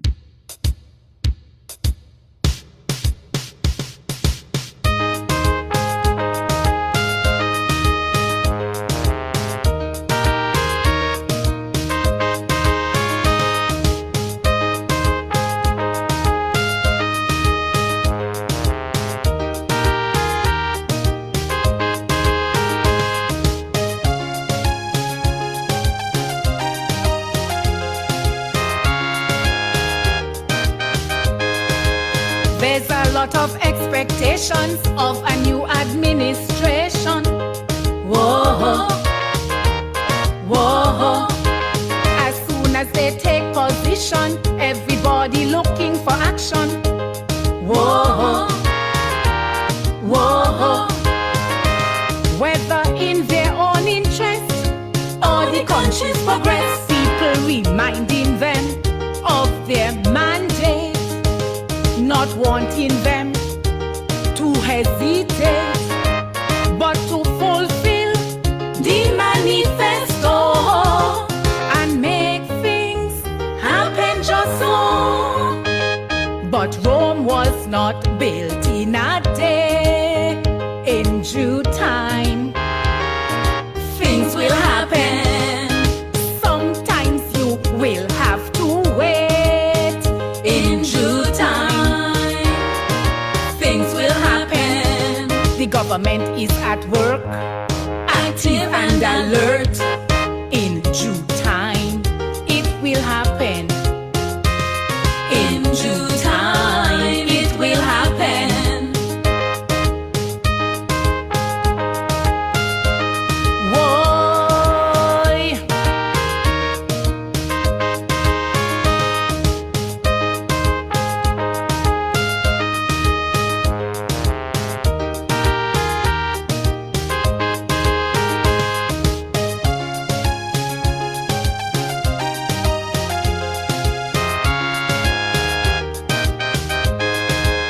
Much talk about the water shortage. When will this ever be managed? Whoa, whoa. Crime and violence on the rise, threatening our dear paradise.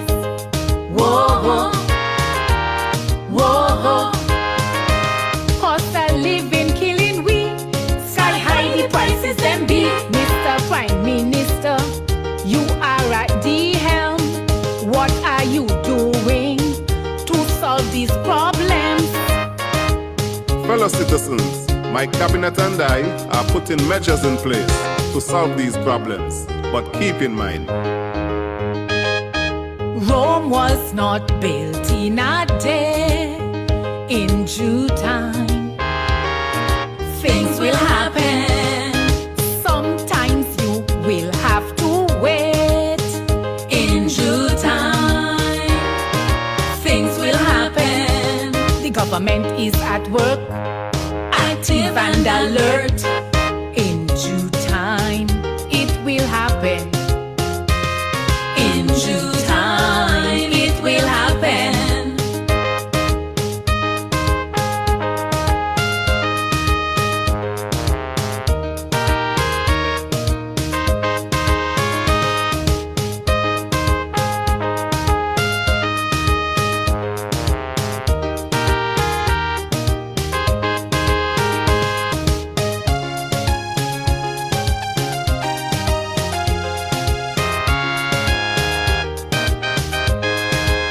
Remember that great Berlin Wall?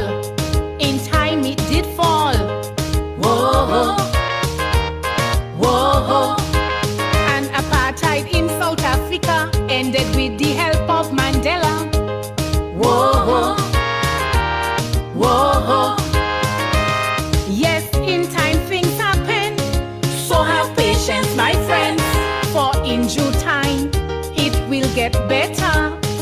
In education, healthcare, and agriculture. Also for the jobless, the poor and needy, the disabled and the elderly.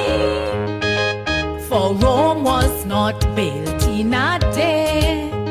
In due time, things will happen. Sometimes you will have to wait.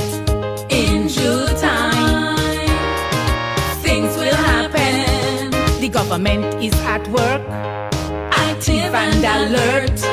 In due time, it will happen. In due time, it will happen.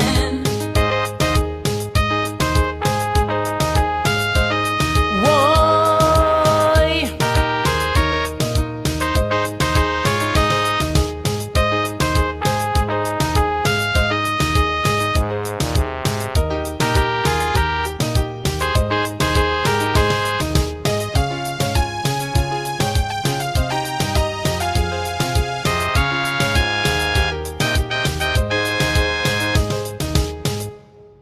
Yes, sound of lady composer in due time. Well, I can't leave the music section without dropping this one by my brother there, Brother Kent.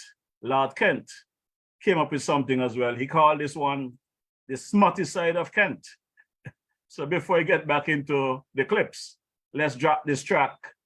This one is called Old Man, the Old Woman by Mighty Kent, Brother Kent, Lord Kent. Lord Kent, come back. Ladies and gentlemen, next Calypsonian on stage, Lord Kent. Good night, everybody. Good night, everybody.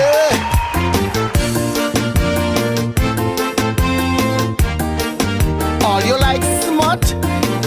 Well, this is smut.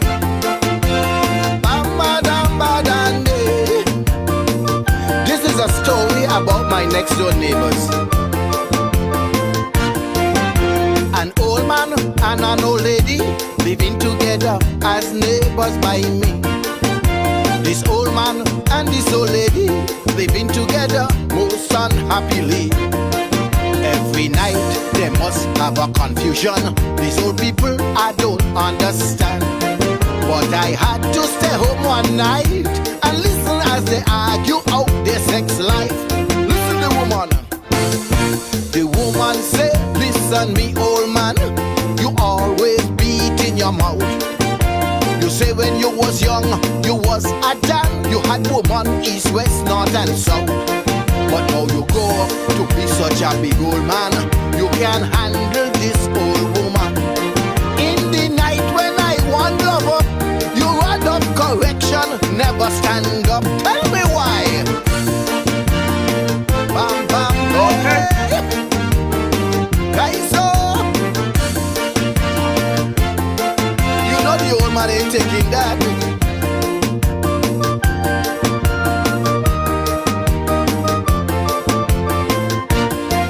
Well, the old man began to feel ashamed of the things the woman saying. So he told her, please keep your voice down low, our neighbor can't listen in. But the woman, she get on like she don't care. She decide anyone could hear. So to counteract the embarrassment, the man decide he go lash she back with the scent. The old man say, listen me woman, you talking all over your face. It's time that I step in like a man and put you in your damn place. Can you remember when we first fell in love and we make our first contact? When you saw the size I carry, you start to bawl. Oh God, where you going with that? Boy! Boy! Well, are you look trouble? Oh Jesus Christ, I don't believe you.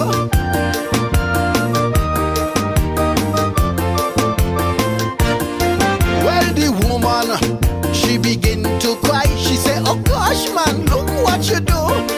All these years we fussing and we fighting, I never hear such words come from you.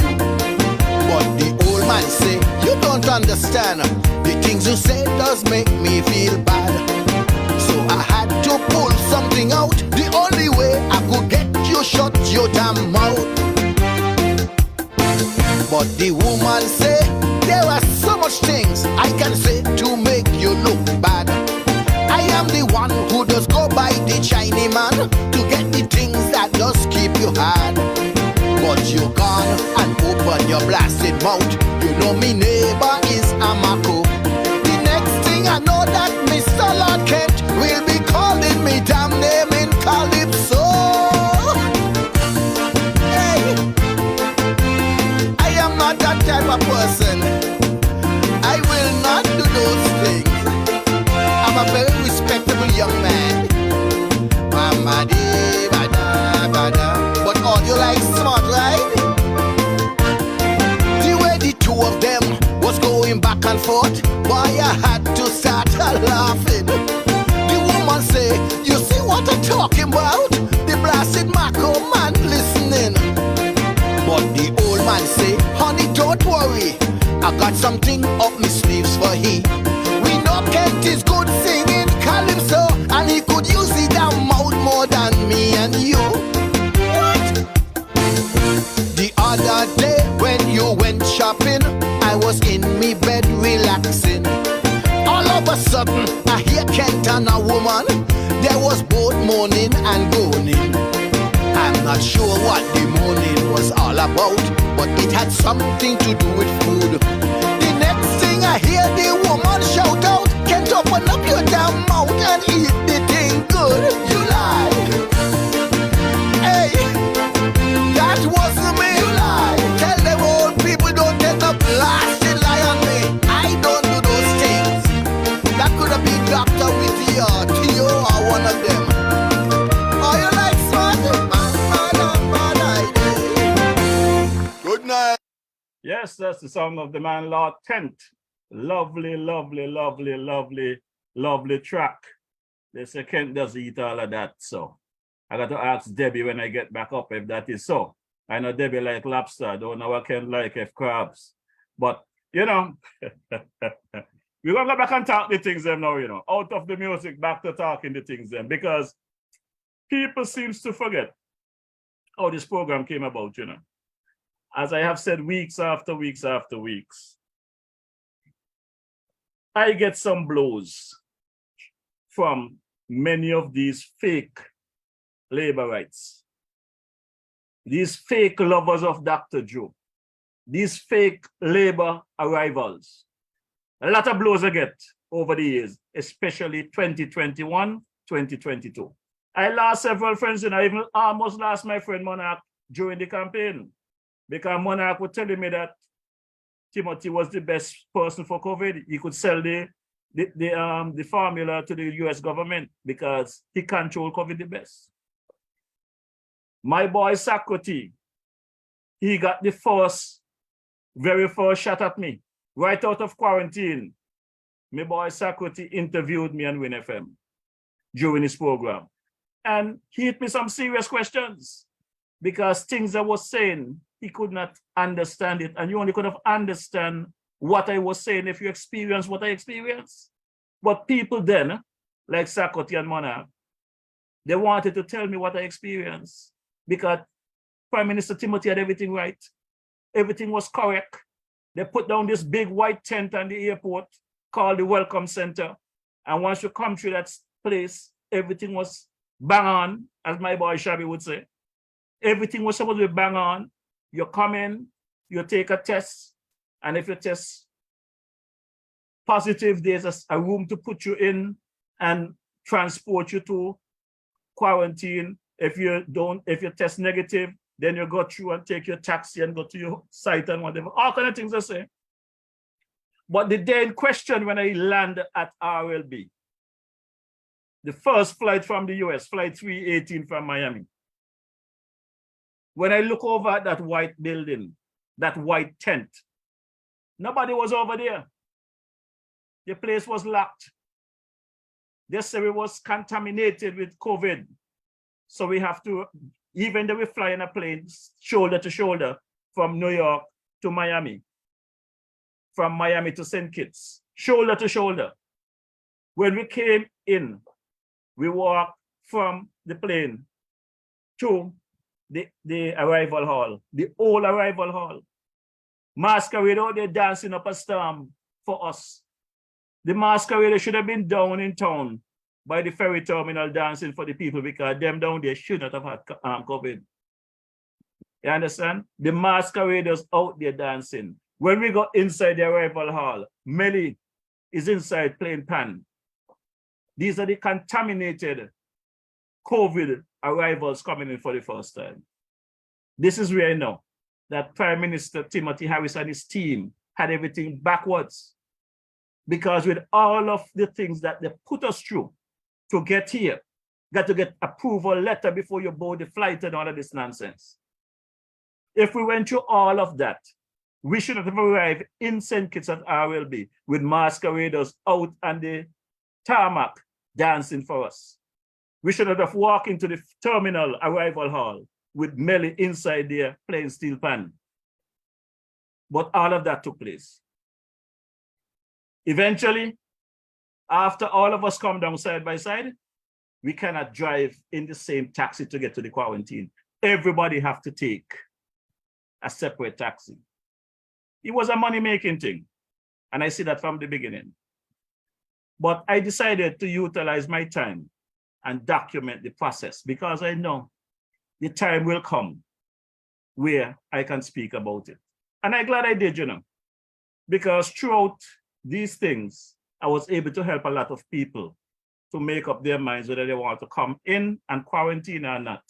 Many of them, like Avril Francis, Jody Barber, Chris Collins in England and them, they decide they're not going to come spend the money in St. Kitts, they're not going to stay in a hotel. We're going in St. Kitts to do. Passing me left, right, and center on social media, all of them. But now government change. Them is the biggest labor, you know.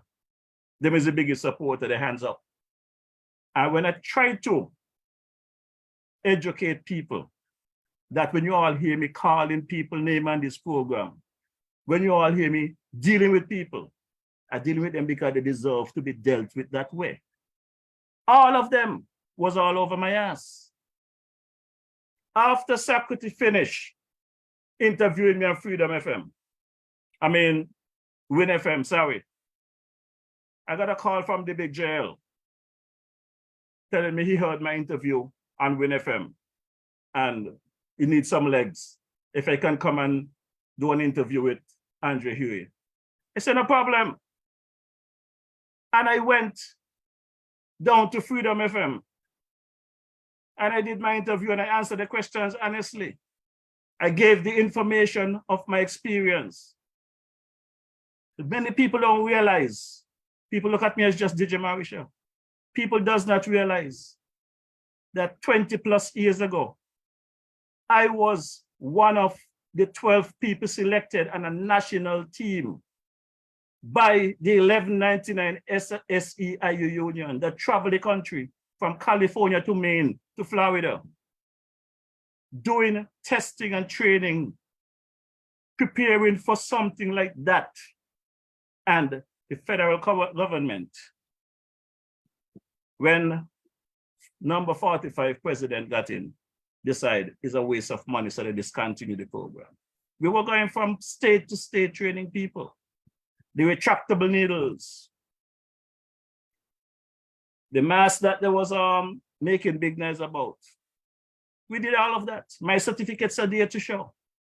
Anybody wants to see the qualifications, they're there.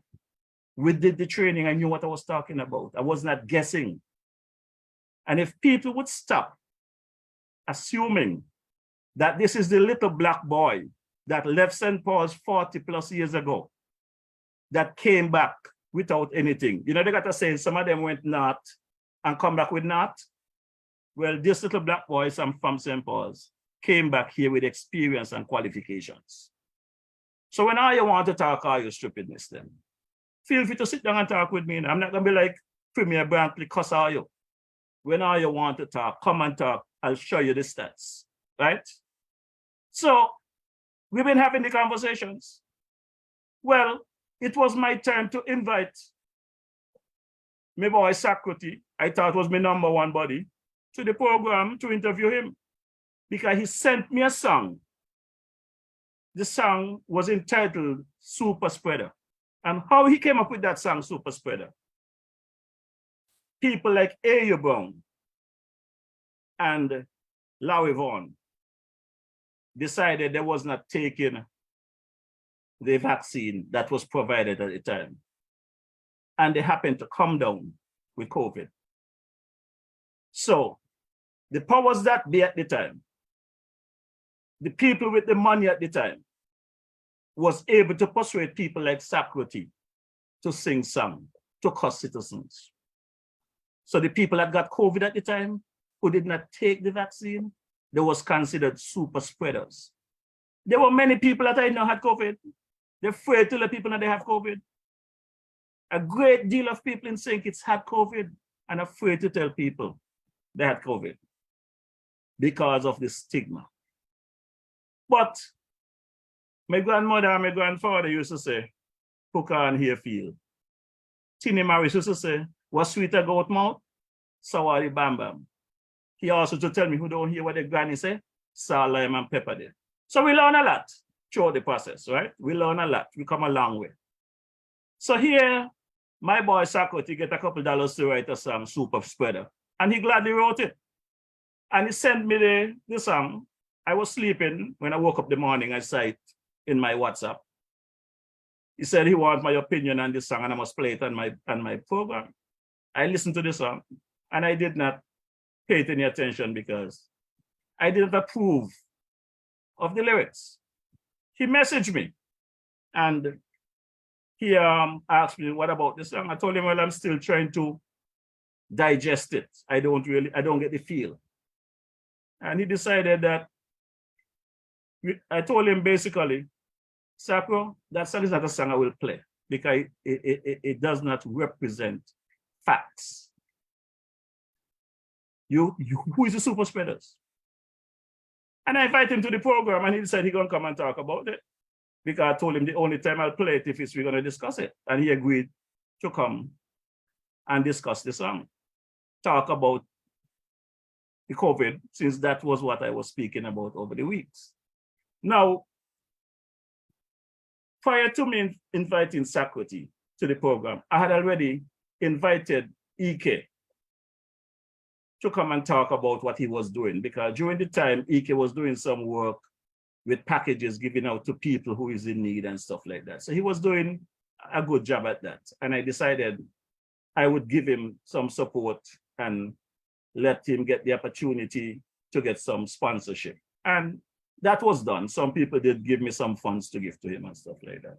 So that night, when Sakroti and Ike ended up on the program, none of them knew that either of them going to be on the program, because it was going to be, I do one, do the other one after, boom, no problem.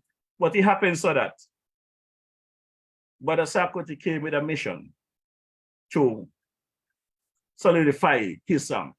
And I was not going to let him do it because I know it was wrong.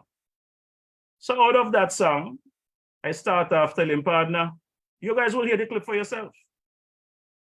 I start off telling him, partner, we're going to have a good conversation. We're not going to get into an argument. We're not going to fall out over this interview. Let's have the conversation.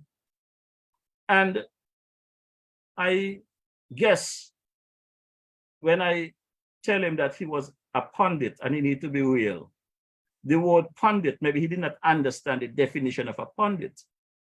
He took offense to the word and tell me how my ass and all this kind of stuff and whatever. I laugh it off, Ike laugh it off, didn't think it as nothing. Couple of weeks later, or a week later, the man come out with a song saying how your ass, and I had to deal with him appropriately, right? But that is behind us. I love Sakroti as an individual. I love him as an artist. But when people step out of line, you got to put them back in line. And I think by now, many of you will know, my back is not broad. My back might be round. And I respect people. But anyone that chooses to disrespect Jobene grandson and Clemmy grandson, he has a right to fire back. Because if you're dealing with facts, I just take my blows and I sleep, you know. But any one of you going to try to disrespect this young man, or anyone around me, my family and friends, I'm going to deal with you. I'm going to respond to you, right? So I'm going to play this clip because I show many of you online who are now following this program may not have even known of the kind of blows and knockout I get from some of my friends. Many of you might not even know how much friends I lost standing up to the former Prime Minister. And the former Prime Minister was someone I had a very good relationship with. If some of you could recall, though he locked me down in quarantine in 2020, when I came out of quarantine, I went and took a walk with them from Borio to Atlas. I had to walk. I didn't take it as nothing. I tell him, I said, well, you locked me down, but I'm here, I'm still strong and alive. He said, that was the idea, I want you to be healthy. I said, good. But from that, the man running around to deal with the issues because I was trying to show them. The PS, the Minister of Health, Sister Akila, all of them running all over the place. To date, I have not had a good conversation with Dr. Laws. It's twice I got locked down in quarantine.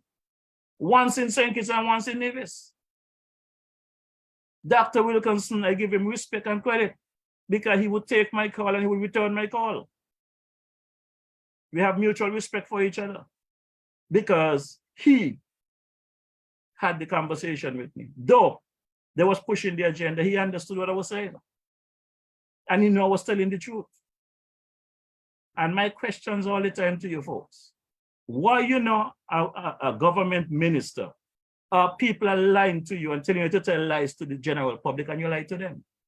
So let's take a listen to how from 2021,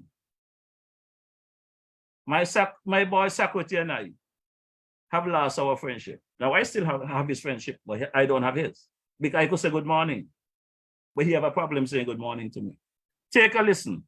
This is where Sakroti and I boss. So,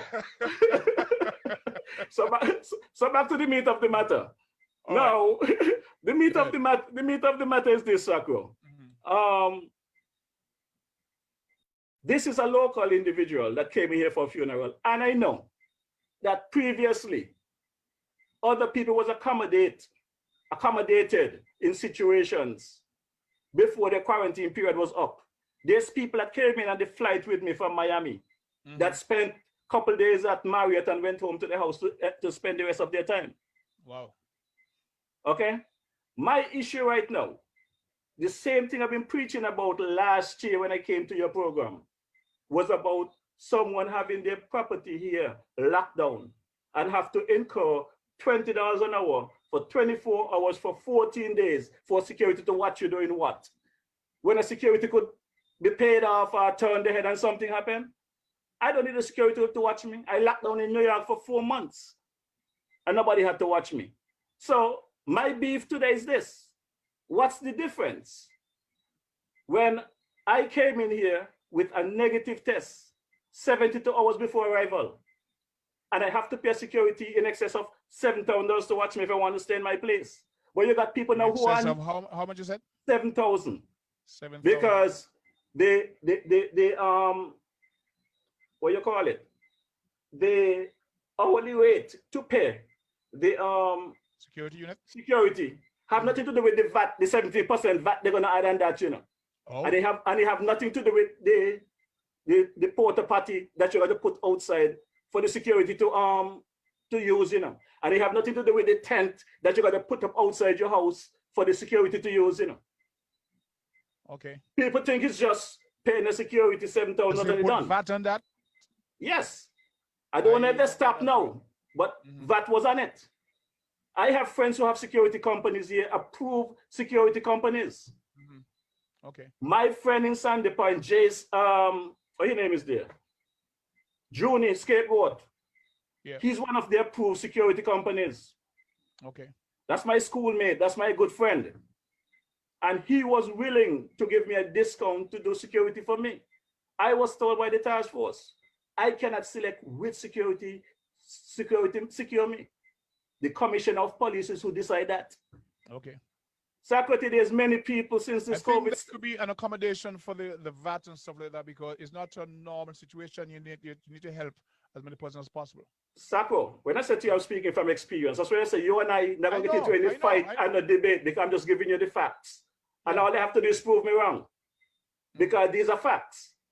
Now, this situation that we are having now, the community spread, it wasn't because of people not taking the vaccine. It wasn't because of people not wearing a mask. It wasn't because of people criticizing the task force. It wasn't because of Douglas telling people he waiting for the Cuban vaccine, another option. It was because A.A. Brown said because of his health situation, he not taking the vaccine. It was because the task force and the government screw up by allowing a double standard in the protocols. Someone came into the Federation a day after me who was positive and dropped this thing on us. We know 396 cases, 3 deaths. When I came in here on the 8th of May, we was 45 cases, nothing active, no deaths. Today is June 23rd. We are now 396 cases. The question has to be asked. What's the difference between what's happening in Nevis and here? What triggered that? Listen to what listen to me, Sakoti. You're not going to change the conversation on me. We're going to stick with the facts. No, I am agreeing with you. You're not listening. This is a federal government, you know. This is a federal thing, you know. And for me, it's across the board. For me, it's across the board. St. Kitts Nevis is one federal government, one state of emergency, one law, all. I was posing the question, what triggered the difference between what's happening in Nevis in terms of the numbers and St. Kitts? What triggered it? Yes. Sakoti, I mean, you should be able to answer that for me, because you're a citizen here. You live here.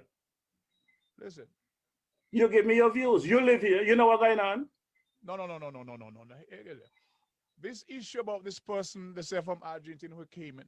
Yeah. And didn't go through the thing there. I have heard that. I don't have any facts in it. I could not speak to it. You said you have more facts. I listen to you. But I don't know how to be fact. Okay, let me ask you a question, Sako. If that is the reason, fine. Okay, let me defend it. Let me ask you a question. You don't have the facts that this person came in from Argentina that started the spread. Number 47, case 47, who gave case 46, who should have been case 46. You don't got the facts. I don't even have the full information. Let me ask you a question. Do you have the facts about the anti-vaxxers? What do you know anti-vaxxers? You're singing your song about anti-vaxxers. Who are the anti-vaxxers? I have heard many persons, and they have a right. Anybody who have an issue with taking the vaccination, I have no issue with that. Right? I have a position on the vaccination. I keep it to myself. I have not gone on the radio and told people to take the vaccination or not. Okay? Sacco, who in your opinion? Actively telling people not to. Who in your opinion? Who in your opinion? Conversations with persons saying there's no COVID-19 kits. They're not conforming to the protocols. And then the people I'm saying they call the wolf. We were in a position to learn from the mistakes others have made. We watch other territories who follow protocol. We watch the rise and fall in the death rate, and we watched that, and we were in a position to perform better. We were doing very well. At that last stage, and then all of a sudden people start pointing finger. It's your fault and your fault is on. We all had a part to play. I played your song a while ago, Enemy of the State. You remember that song? I think I know what you're talking about. Oh, you know what I'm talking about. I challenged you before, and I'm going to challenge you again in a Sacro. If this situation we are dealing with was under Labour administration or any other administration, other than the team unity that you all support, all the rebel that you all are singing and pronouncing, you know, you all cannot run away from this fact, you know.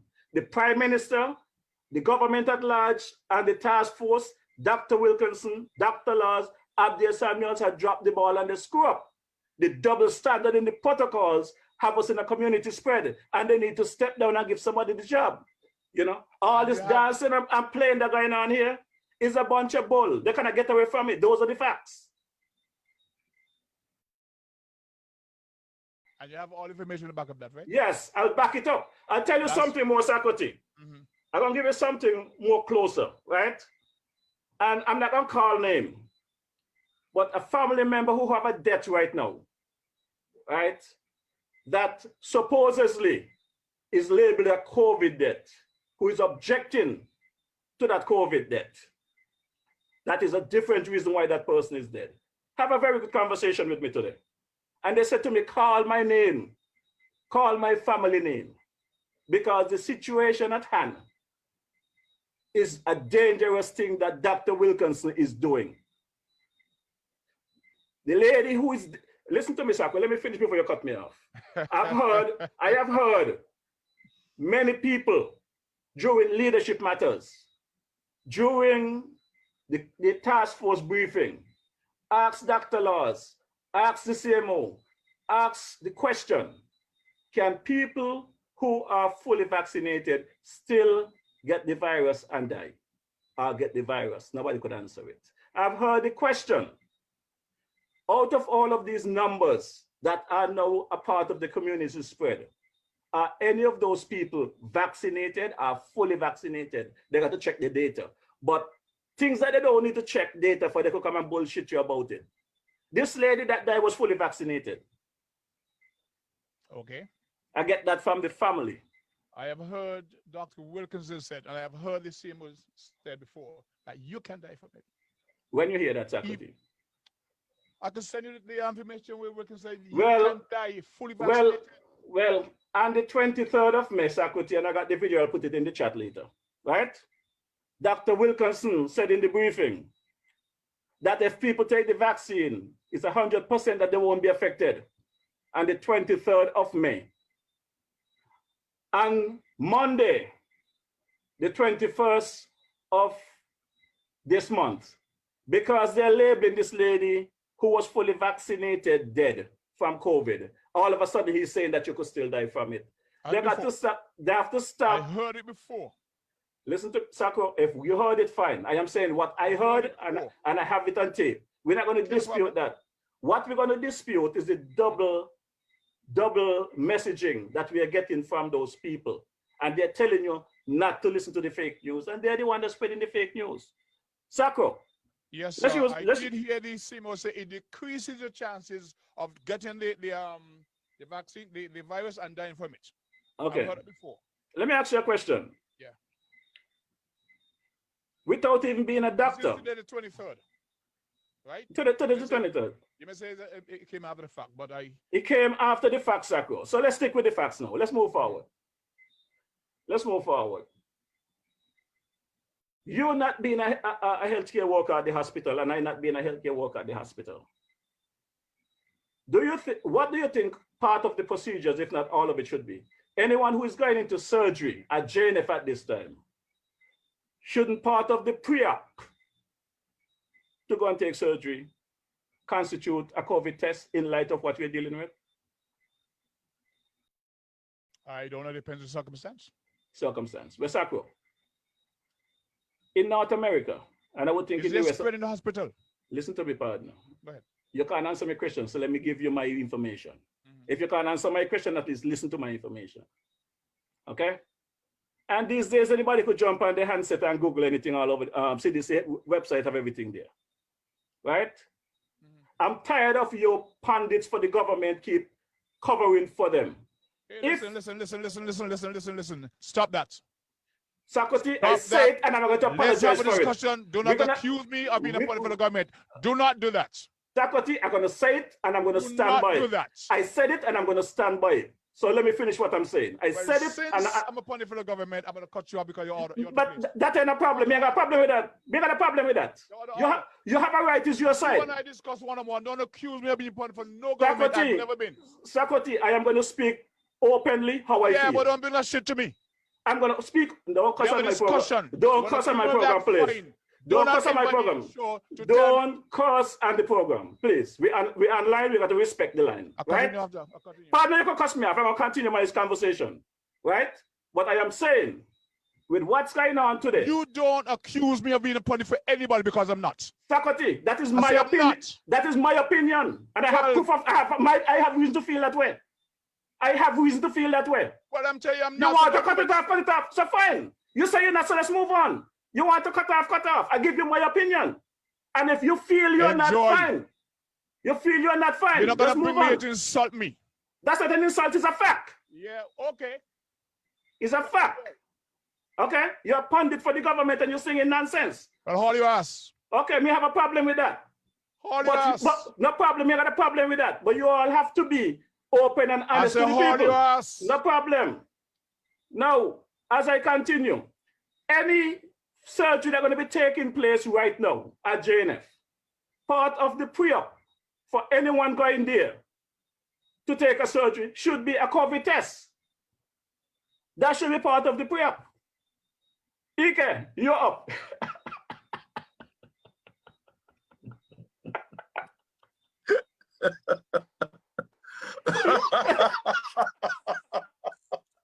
Oh, because Socrates got me up now. You're up now. Because I'm going to cuss you out. There we go. I can take a cussing. So, Ike, you're not a medical person. I am not a medical person.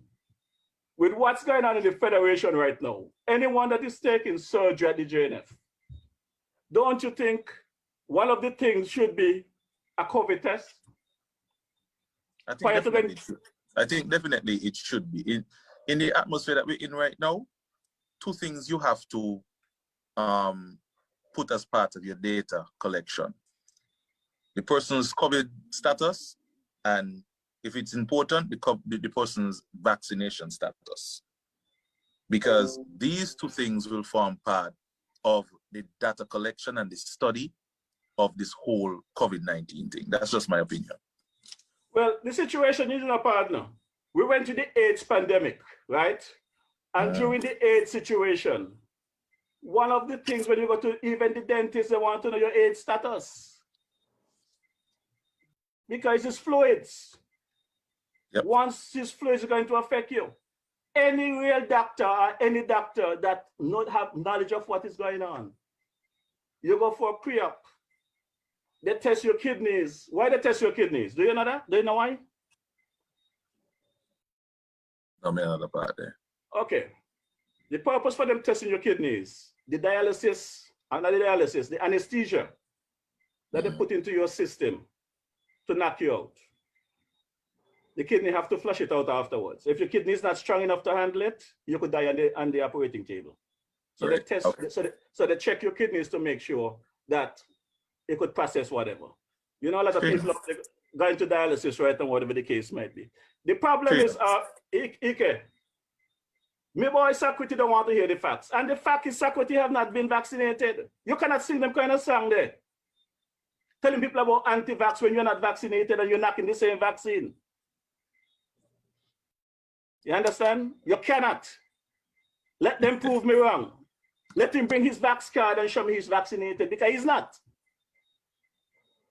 You know, you're going to send me a song telling me to give you my opinion. And now you get my opinion. You got a problem with my opinion. You're jumping on me about what I say 9 months ago. What I said 9 months ago was my experience entering the Federation, EK. Those are facts. Nobody can tell me what I experienced. That is what I experienced.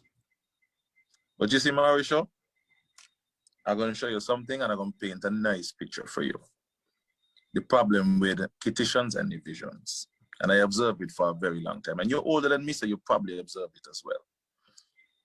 And the song that you played with Socrates about enemy of the state, if you dissect that song, Socrates basically touched on all of the scandals that were present during the Labour administration. All right. He brought them up, he outlined them, he sang about them. Now, presently under this government, you can't find not even one calypsonian to sing a decent calypso about any social ills that's going on right now. Any misappropriation, any corruption, you cannot find a good social commentary about anything. And that is my problem with all of these people. And they cannot have a conversation. And they can't have a conversation because you see what happened just now. Yeah. Now, if somebody said to me, oh, you defend the Labour government, why should I take offense? I defend them, yes. It's a fact. But if they do shit, I should be able to say that they did shit. And that is the difference between me and a lot of people. Greetings. Today I'm going to present. So that was back in 21, my conversation with my good buddy there, the King Socrates. And there really was no need for us to go down that road where he had to tell me all my ass, because we were dealing with facts. But back then, it was a team unity administration that had their transactional arrangement. People was broke, nothing was happening in the country. They was paying people to do their little thing, whatever they was doing. Man and man, woman and woman, crimes, non-crimes, whatever. They were getting the pay. And if, you know, I'm pretty sure Timothy think about me at night before he go to sleep. Because hadn't the former prime minister locked me down in quarantine, you know, this program wouldn't get started. You know. This program started because of them trying to make money out of people. They make the situation with COVID a business for certain people. Some started security business. Some had quarantine, all kind of stuff going on. Renting porta potty, renting tents. It was a business for some people. While people suffering, they put on the pressure. And how Premier Brantley and Sean Richards really lost my support. I would not say respect, because I respect them. But they lost my support as bid for the prime ministership because they knew what was happening. And when I reach out to them, I got my WhatsApp them, I could show them at any time. When I reach out to them to try get some relief for the people of the Federation, basically, they ignore me. They say, ignore he, fake news, ignore the noise, best prime minister ever. This was their mantra. So this is why when I came after Timothy Harris, the former prime minister said he got to go. Even though the election took place in 2020 and they thought they had till 2025, I wasn't waiting for 2025. Ain't nowhere this country could have sustained another team unity administration for 5 more years. So I started my campaign. Many of them, like I said, the Avril Francis and them, all on social media. Because when I tried to explain to EK about the reason for the test for your kidney when you have a surgery, she wanted to know what I'm talking about. I had to Google the information and send it to her.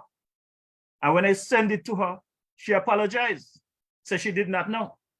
Then she called me one morning, tell me her sister in St. Kitts, call her and ask her why she attacking me on social media. She did not know she was attacking me, but they know what they were doing. They know what they were getting. Some were taking man, some were taking woman. But they were taking the things. During COVID, they hang out and landing and in bed.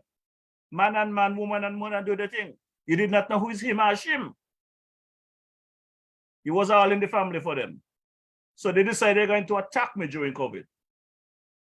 But now, government change. They roll over. And I'm observing certain things and I mustn't talk about it. Wherefore, you could have cussed me then and tried to dirty my name and call me all kind of things. Special, you spaghetti all over the place. You all think I was going to back down. DJ Morrishaw is strong. DJ Morrishaw is a Burnier, blood, strong Frenchman, Burnier. DJ Morrishaw is a Hutchinson, very strong blood in this community. DJ Morrishaw is a Morrishaw out of Grenada. And if you all want to go ask Dwyer, Google who is T.A. Morrishaw. That's the man that formed the Federation. You all go find out who he be. That's my bloodline. Strength, knowledge, and understanding.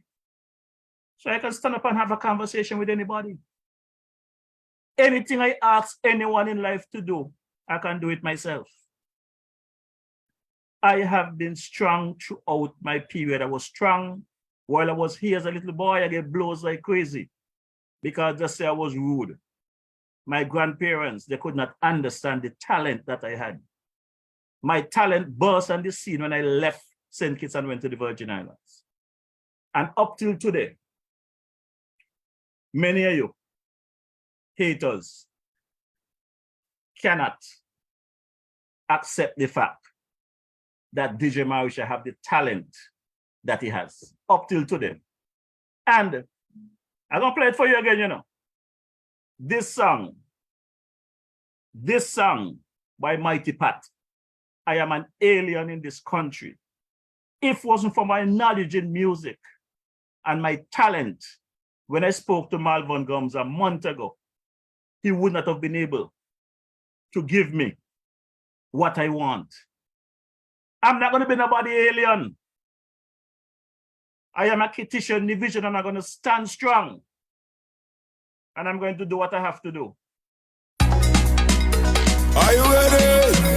This is Mighty Pat at the control tower. We're going to chant them down. We're going to push them down. We're going to bring them down. Get ready to sing. 1, 2, 3. I'm an alien in my country. St. Kitts Nevis, that shouldn't be. Foreigners taking over slowly in my country. Lord have mercy. I'm an alien in my country. Government pretend that they can't see. Foreigners taking over slowly like a bulldozer. They gon' crush me. St. Kitts Nevis, where I was born, there will be no place for me to hold on. We'll be sinking, we'll be drowning in deep water. There'll be no recover. Power hungry politicians slowly selling out the island to Tom Dick. Anybody who have money, now look what they make we. I'm an alien in my country. St. Kitts Nevis belongs to we. Foreigners taking over daily in my country. Lord have mercy. I'm an alien in my country. Government pretend that they can't see. Foreigners taking over slowly like a bulldozer. They gon' crush me. The little job that we used to have, foreigners take it while me a starve. The little food that I used to sell, foreigners take him, even that as well. The jobs and businesses here in this country are owned by Arabs, Indians and Chinese. Gone to the beach, this white man tell me to get off of his property. I'm an alien in my country. St. Kitts Nevis that shouldn't be. Foreigners taking over slowly in my country. Lord have mercy. I'm an alien in my country. Government pretend that they can't see. Foreigners taking over daily like a bulldozer.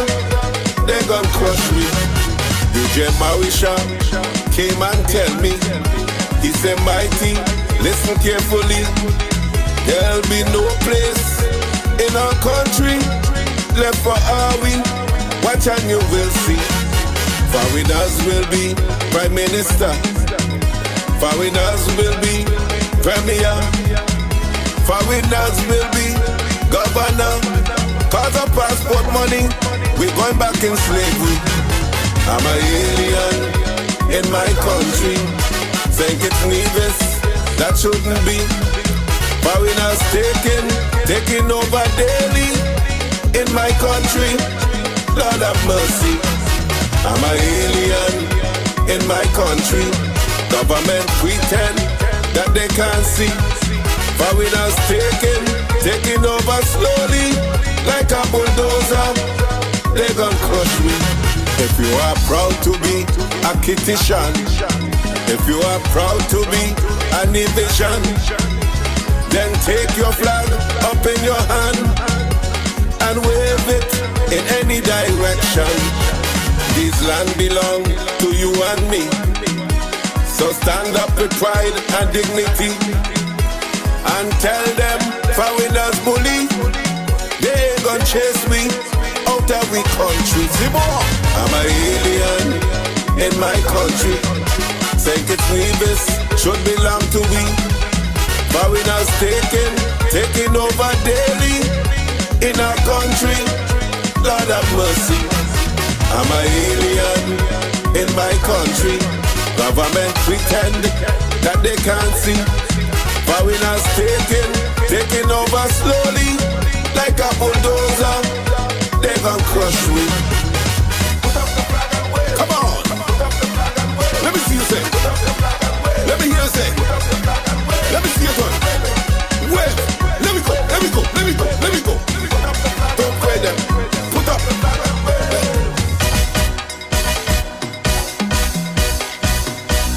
Yes, that's the sound of the Mighty Pat. The new version, the upgrade with the live horns coming by the man Malvern Gums of the Spectrum Band. Wicked, wicked track. You don't want to hear the TV track. I'll save the TV track for next week because I'm not taking on Ivor with this overtime business, you know. I'm going to give him a couple minutes, but he's not getting this deep overtime tonight. No our overtime tonight, Ivor. I'm going to leave the TV track for next week. I'm going to drop something here by my boy, the King Freddie.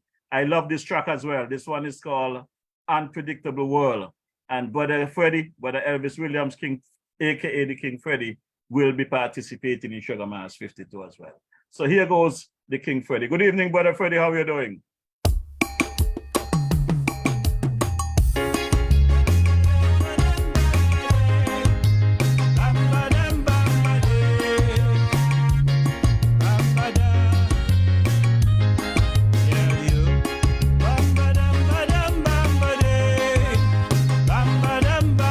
Unpredictable world.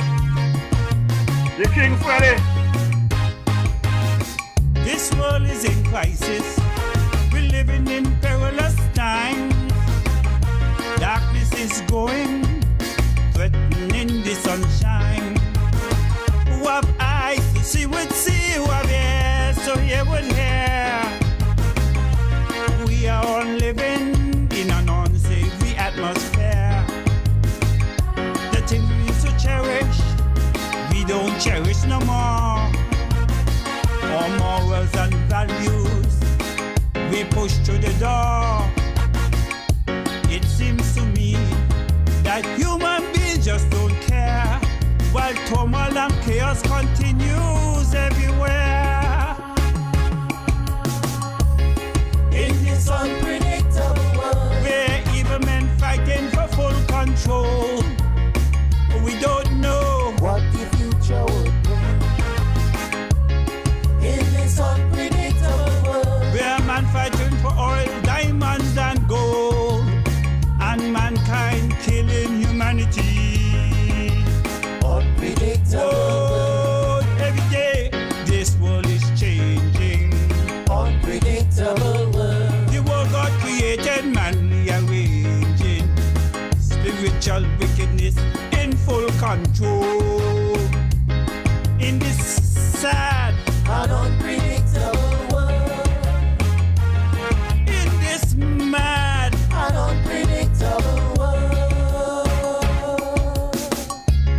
Dan da da dan dan dan da da. Never never die. This wars and rumors of wars, leaders with evil intent, pushing their agenda for a new world order government. And while superpowers continue with their diabolical plan and their hideous action affecting every man, it seems for mankind time is running out. I see violence spreading everywhere, east, west, north and south. Russia war on Ukraine, some say it's just a start for superpower making this world desolate and dark. In this unpredictable world, Where prophecies are being unfold, we don't know what tomorrow will bring. in this Unpredictable world. where some men they are selling their soul. Would it be joy or endless suffering? Unpredictable. Every day this world is changing. Unpredictable world. The world God created, man rearranging. Spiritual wickedness in full control. In this sad and unpredictable world. In this mad and unpredictable world. Bamba de bam bam bamba de. Change it, work together.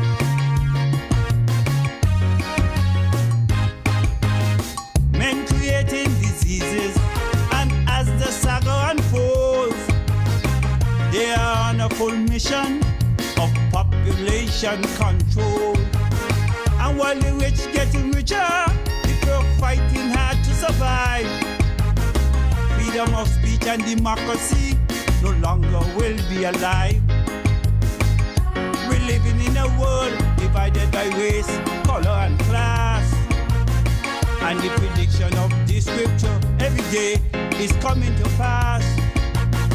Mankind on the road of total devastation, all because they have strayed from the master's plan.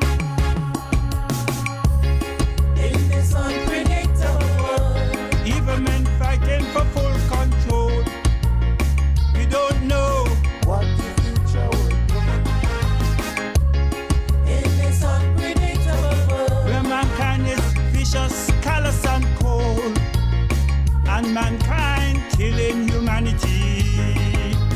Unpredictable world. Oh, every day this world is changing.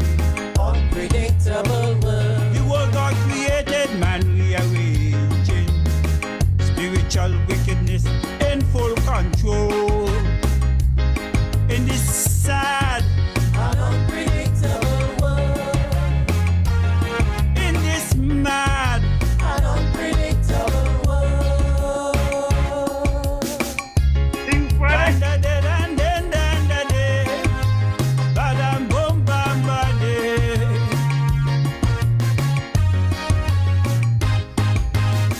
This was like a jungle where true love is hard to find, and as it slowly crumble, what shall become of mankind? If we don't wake up, get conscious, and try to turn things around, this world will continue on its way, tumbling down. When will mankind realize that love is the key to heal this wounded world and save humanity?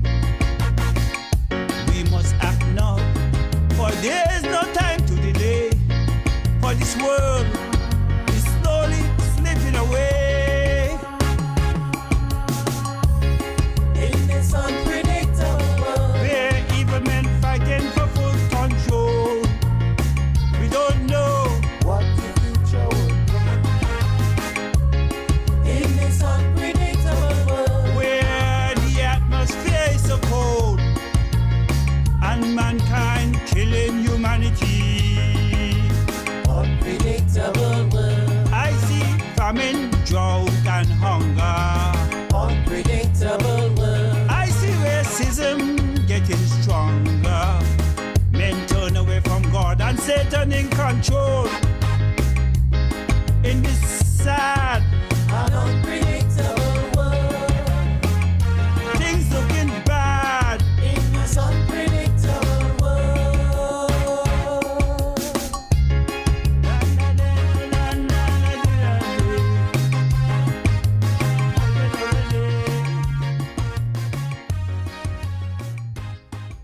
Sounds of the King Freddie there, the man Elvis William. Lovely, lovely track. I look forward to his performance for Sugar Mass Eliminations. I know once Freddie make it through eliminations, it's gonna be a problem on stage for those other Calypsonians, because this man, when you see this man on stage, he's just a performer to look at. He's wicked, his movements, his style, and everything. It will be a treat, definitely, to see King Freddie on stage doing his stuff. I look forward to that opportunity come eliminations night. I want to remind you folks that the Division for Nevis will be having their annual brunch there at the St. Andrew's Parish Hall there and 789 Castle Hill Avenue, Bronx, New York, 104-773. That's on Saturday, November 4th, starting at 10 a.m. to 1 p.m. For tickets, contact Keith at 718-415-3036. Valina, 347-249-1351. Birdman, 646-334-3167. Gene Sider, 917-939-9943. Twiller at 718-938-5911. We also have Sister Hazel Claxton. I don't see her number on the flyer, but I know she's one of the folks that normally sell a number of tickets. Hazel Claxton number is 917-569-1842. That's 917-569-1842. Go ahead and support the Division for Nevis and their annual brunch. They do a lot for the Federation of St. Kitts Nevis here. My people, many people out there in the diaspora don't take the time out to contribute nothing back home. And even some of them here at home don't contribute anything. They just try to distract and create false narrative. But I look forward to the folks that are positive and want to do positive things for the Federation of St. Kitts Nevis. So when it comes to guys like Lord Kent, the Green, the man King Freddie, Mighty Pat, who are willing to come back home and make a contribution for Sugar Mass, these are the people that you definitely have to look at and show support for. And the 8th of November, that will be officially 3 years since this program has taken flight. So we got 2 more weeks before we make our 3rd anniversary.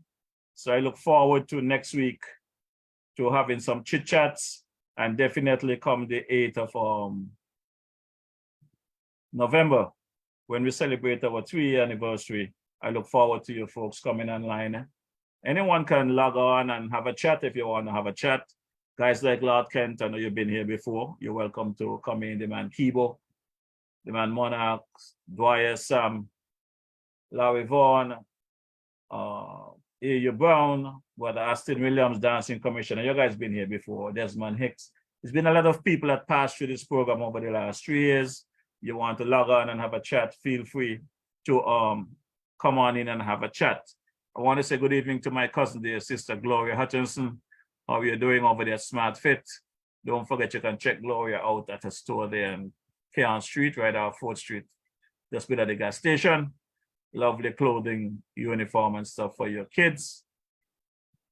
Also, the main location is over there at the old Simaco building, Central Street, right next to Skelec. Just check out Sister Gloria Taylor, DJ Morrishaw Century. You'll definitely get some discounts. I want to thank Gloria for assisting me with my laundry there a few days ago, as my washing machine decided to take a break. So I want to thank you, Gloria, for your assistance in taking care of me. I want to thank Auntie Martha as well for making sure she took up my clothes and fold them and prepare them. What a lovely aunt of mine there. I want to say good evening to the man Twinkie, the man Sugars. What are you saying? Everything good with you guys? My sister Esther there in Tortola. How are you doing? How is Muckish and the kids? Hope all is well. My brother there, brother Carl Morris in St. Thomas. Sister Valencia Morris, brother Sour, Avon Brown, Patsy Brown, Maralf, and crew. I also want to big up my cousin there, brother Ken Bernier. Congratulations, you're officially a national of St. Kitts Nevis. Look forward to us sharing good times. Looking forward to having Sister Pam over as well. My uncle, Eustace there in St. Croix, good evening. Hope all is well with you. Again, I want to say condolences to brother A.G. Gart Wilkin and his family and the passing of his grandmother. Condolences to you, sir. Look forward to having you back, that we could have our chit chat. I want to say good evening to the man Sam Conda, the man Dwyer Astafan, the man Ira McMahon, Dr. Martin, Larry Vaughan, the big lice, Douglas Watley. How are you guys doing? Hope all is well with you guys. Also want to big up the man Carlton DuPont, the Talk Puppy. Had a good conversation with him a few days ago as well. And you know, when I speak to guys like the Talk Puppy, I feel a sense of maturity coming from the Talk Puppy, because you know, the Talk Puppy and I had a conversation last week, and I told him he's free to check out what we discussed. And I went back and saw him a few days ago, and he said, boy, Morrishaw, you know, what we discussed, I went and checked it out for myself, and you're correct. That is how it is. And I run the conversation with a couple of other people. And it's the same result, you know, so keep up the good work. The concern I have with people in St. Kitts, right? They could go into your house, they can go into your bedroom. They can tell you everything that you have on your bed. They can tell you what you got in your cupboards at home. But if you drive around Bastille, you could see the dirt on the road, the debris on the road. Nobody see it to deal with it. You go down to where the water run down the gut, College Street gut. The place there is messy and stink. Nobody could see that to talk about, to get it cleaned up. Down at the ferry terminal, you got the water down there have not been running for weeks. The bathroom down there is dirty and need cleaning. Nobody could see that to go and report it to the proper source so that it can be repaired. But they could talk people business. Down there at the Pelican Mall, if you stand up on the opposite side where you go to pay your taxes at Inland Revenue and look right across at the Pelican Mall, you look at the roof. The place in such dire need of repair, you could see the trees growing out of the roof of that building. You go throughout the Federation, many of these government buildings, the gutters, the drains has not been cleaned in so many years. You could see tall trees, at least 36 inches, if not more, growing out of these gutters. Government properties. And these citizens of St. Kitts Nevis, they cannot see these things to go and talk to the correct people about. But if you, a citizen trying to do good, trying to do right by the people, they tell you what you had for breakfast, what you had for dinner, what you was before you leave, what you had there, what you have there. My good people, DJ Morrishaw don't have time for the way, you know. DJ Morrishaw will deal with the issues at hand. DJ Morrishaw will come straight to the people. And I will give the people the facts when I have them. I'm not coming with no fake news. I'm not coming with no halfway story to the people there. Whenever DJ Morrishaw comes to the people, DJ Morrishaw is coming with the facts and only the facts. So for those out there that figuring that they can bully me into saying what they want and doing what they want, these things ain't gonna happen. Find a next program to do that too. Not here. I run this program and I only come with facts, not fiction, right? So before I take flight and drop the unofficial national anthem of the Federation of St. Kitts Nevis, I must say a big good night and a big thank you to my engineer, the man Ike, for almost 3 years now, keeping this program alive and lively. And I really want to thank not just Ike, I want to thank Kent and Debbie, because they might not realize it's because of Kent and Debbie how I met Ike, you know. And I also want to thank the people of Trinidad and Tobago, because I did not have to do what he did. The money was not flowing and still not flowing to give Ike what he's really entitled to. But he continued to keep me alive and lively and continue to keep this program going. So I want to big up my Trini Posse. I want to say good night to Victor Beard, Gloria Beard, Melissa Beard over there in the Tobago area, the man Roger, and Deborah Wallace. You know, I want to big up my boy Daniel and Chanel as well over there in the Trinidad area. And over the years, I have had so many people work with me as technician, working my clips and whatever. My nephew there, Glenville Lawrence, brother Kenrick Williams in the Virgin Islands, Alvin Brown here in the Federation. Now I have a very good guy that I have to say I love him as a brother. I want to thank his wife for allowing me to call all hours of day and night to make sure things are done properly. I'm talking about the man, brother Elvin Hanley, Elvin Ellie. Thank you, my brother, for being a part of this good thing and trying to keep the message alive and going. I also want to big up my brother there, Carbo, because Carbo have to be a brother the way Carbo treat me, you know. Carbo cannot be just a friend anymore. Carbo, I met Carbo on the 11th of December, and I have to thank Alvin Brown for introducing me to Carbo, because from the time I met Carbo on the 11th of December last year, Carbo was cooking. I met him in town. He told me he cooking goat water, whatever. Alvin took me. They had some goat water. Fell in love with the goat water.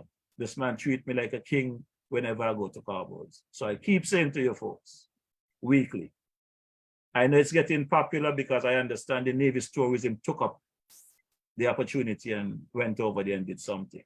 So I know you guys must not have lying about Carbo delicatessen. Lovely goat water, fungi and fish, fungi and green banana. Whenever you have the opportunity, check out Carbo in Fountain. And Carbo, I don't know if you're online yet, but you know you need to put the address and your phone number in the chat so that folks will know where you are. And Brother Carbo spoke to the Prime Minister this morning, and he said to remind you and assure you that he's going to come across and visit you at Carbo's. Give him some time. He's working on some situation. Give him some time. You definitely will see him. And the people of Nevis as well. The Prime Minister have assured me that he's working on the logistics to come across to Nevis, not just for one visit, but he's working on the federal office. He got to do some one-on-ones with the powers that pay and that end. And the town hall meeting is in the works. So everything gonna be all right. So Sister Hazel Claxton, I know it's a long time coming and sometimes we are patient, but there's an old saying, you leave the best for last. But they're not gonna leave you for last, because we're gonna come across to Nevis and have a good time. And I also want to big up my uncle there, Uncle Joseph at Garvey's Estate, Millhouse Guest House. I want to thank Uncle for all his support and cooperation in everything that I have been dealing with. And remember, if you need some place for a wedding party, repast, a night out, Uncle Joseph is the spot there in the Trinity area there in Boyd's Village, down there at the Garvey's Estate. You got to over to Frigate Bay. Remember to check out Brother Mike there at the Jamrock restaurant. Lovely food, lovely atmosphere. Check out Mike and Co there at the Jamrock. They open from lunch to dinner. Check them out. Close on Sundays. Close on Tuesdays. Open every other days, right? Tuesday to Wednesday to Monday, right? Close on Tuesdays. Don't forget to check out my boy Marshall's up the hill there. at the Marshall's place. And don't forget, the people that keep me hydrated when I'm in the Federation. The Island Purified Water, Mr. Powell and Kude in the Newton Ground area. Support them, check them out. They keep me going here very hydrated when I'm in the Federation. I want to big up my boy Saw as well. The man called Francis. Hope all is well with you. The man, the big JL, the Freedom FM crew. Touching the man Sam Kanda and Dr. Martin. I hope you guys talking the things, you know. You all need to keep the things rolling here in the Federation. The grounding screw is on Fridays from 1 to 3, 1:30 to 3. Remember to listen to them and keep the foot to the fire. Make sure they're talking the things. Also, the Tell Me crew, the man Carlisle Powell, the man Tulu, and the man Dr. Daly. The Prime Minister said to tell you he'll be in Nevis. So tell the people the Prime Minister will be coming. And don't forget, he'll be on target. So on Saturday, you got the on target crew. I think it's from 1 to 3 with the man Dr. Kelvin Daly, the man Tulu, and Brother Henry Daniel. We have a lot to talk about, folks. We have a lot to talk about. This is why it's so hard to do a 2-hour, but I'm trying my best to stick to 2 hours, but Ivor. But you take me off track sometime and you catch me. So you catch me at half an hour this evening. That's all right. You get away with it. I'm going back to the 2-hour business next week. I also want to big up Sister Tracy Powell. How are you doing over there in the Maryland area? Sister Tracy Jeffers over there in the Boston area. Sister Nesta, hope all is well with you. Sister Joycelyn. Man, the man Big O there in the Texas area. Hope all is well with you guys on that end. Again, I want to thank Brother Malvern Gums for your performance there on that track. My brother there, Melvin Herbert as well, my VP there in New York for the DJ Morrishaw Sports Club. Want to touch my boy Astro, the man Miko, the man Moe, the man, boy. I wish I had my boy Ayatollah around still. I'd have dropped some track on Ayat tonight for my boy Ayatollah. But in a couple of weeks, we'll be doing strictly music as we get closer to the carnival season. We'll be dropping those new tracks. And again, my good people, when I come here to talk the things on a Wednesday night, I come in good spirit. I come in peace just to present the facts and only the facts, not to fight with anybody, not to get into no mudslinging. Who want to do that, you're on your own with that. DJ Morrishaw come to talk the things, who want to sling the mud, have fun. But remember, whenever you start anything with this DJ have the final say. Yeah? So when you come good. Because I'm quite capable to respond to any propaganda, any fake news, anybody who wants to destroy my character. I'm capable of handling all that. I want to big up Sister Joan Matthews in the UK as well. I wonder what time is it in the UK, because we have Joan Matthews in the UK. We also have Sister Haley there in Scotland. We got folks in Hawaii. I don't know what time it is in Hawaii. We got folks there in China. We got my boy in Morocco. Few people in Morocco that is log on. So my boy Mighty Pat look like he just joined. I guess he's late. Good evening, Mighty Pat. How you doing? Hope all is well. So it's about 1:33 a.m. in the UK. So, well, I don't want to keep you up much later, Sister Joan. So we're gonna drop this track and call it a night. I want to big up my boy Django. Hope all is well. Okay, it's 1:33 in the UK. So let's give those folks in the UK a chance to get some sleep. And we will come back at you next Wednesday, same time, 6 p.m. Don't forget, on the 1st, we're going to be doing some serious release of music. Some of the music from the man Mighty Pat, from Brother Elvis Williams, the Mean Green, still waiting for his release. And all your Calypsonians who might be listening to the program, you know, if you have songs to release or you got songs to be played, just send them across. You know, I'll definitely drop them for you. So in the meantime and between time, I just want to drop this one. It's called Arise. And my good people, I know the music is sweet, but please focus on the lyrics. Once you focus on these lyrics, you will have the right thing. Good evening, Sister Laura Williams, Sister Cora Bennett. Good evening one more time, Sister Ann Farrell Smith. Hope all is well. Sister Rhonda, Sister Tamika.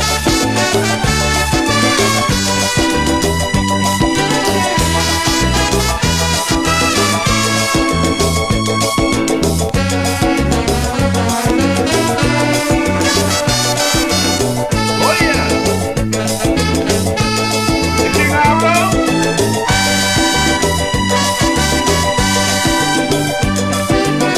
Oh yeah!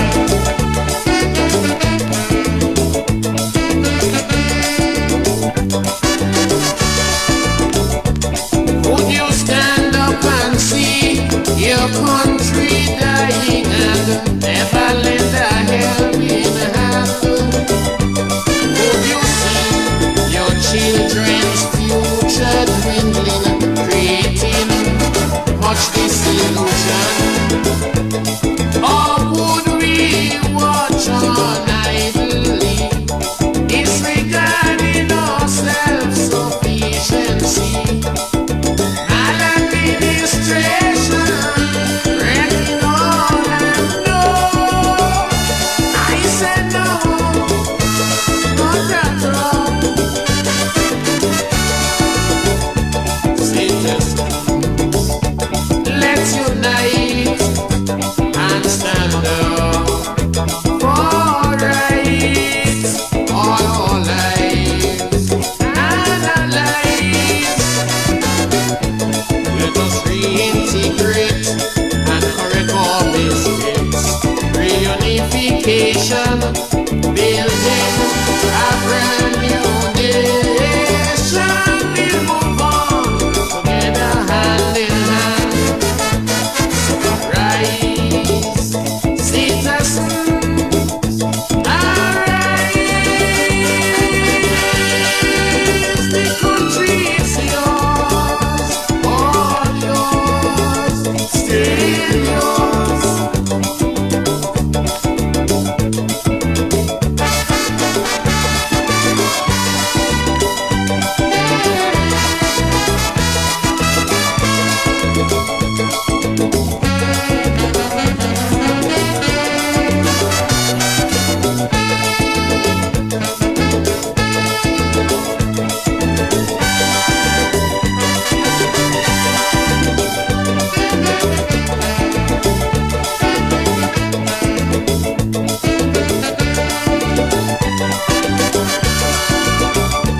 Would you assist building a wall so massive or a bridge?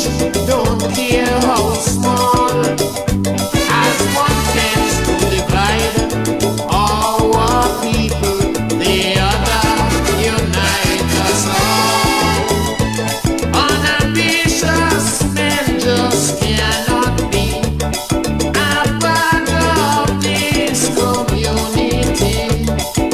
Displaying selfishness, a total lack of interest. No, I said no, not at all.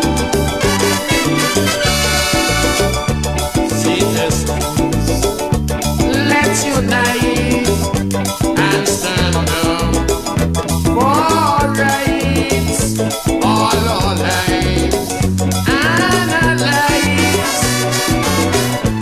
Let us reintegrate and correct our mistakes.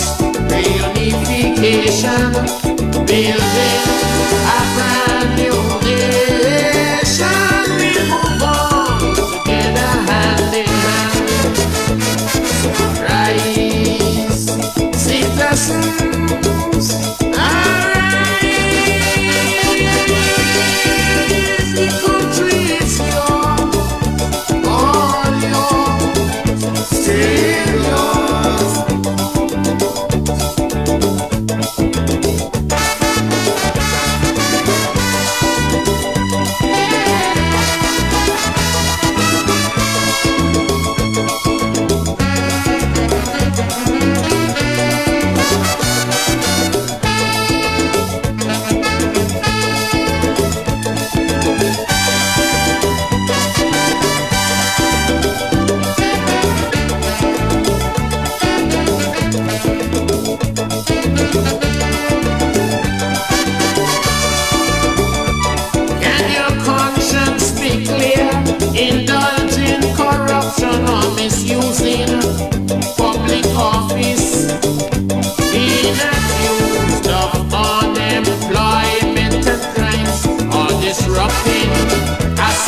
citizens peace.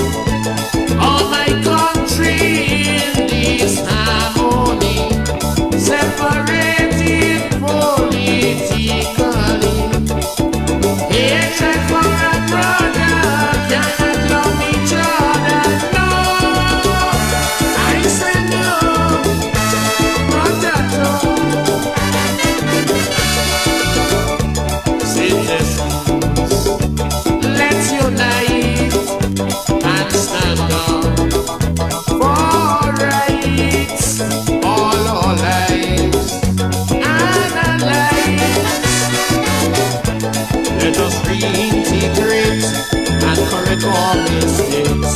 Reunification, building a brand new nation. We'll move on together hand in hand. So rise, citizens, arise. The country is yours, all yours, still yours.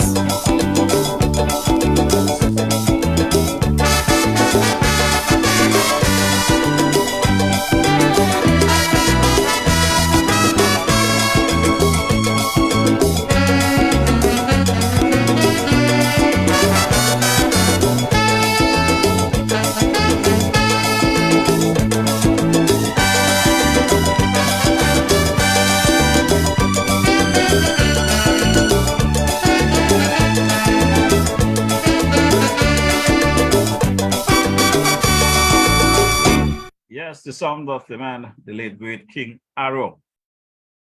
This country is yours, my people. All yours. Let's continue to hold their foot to the fire. I want to say good evening to my girl there, Moffett Slack Liquor Store there in Charlestown, Nevis. Hope all is well. The man Mikey Slack.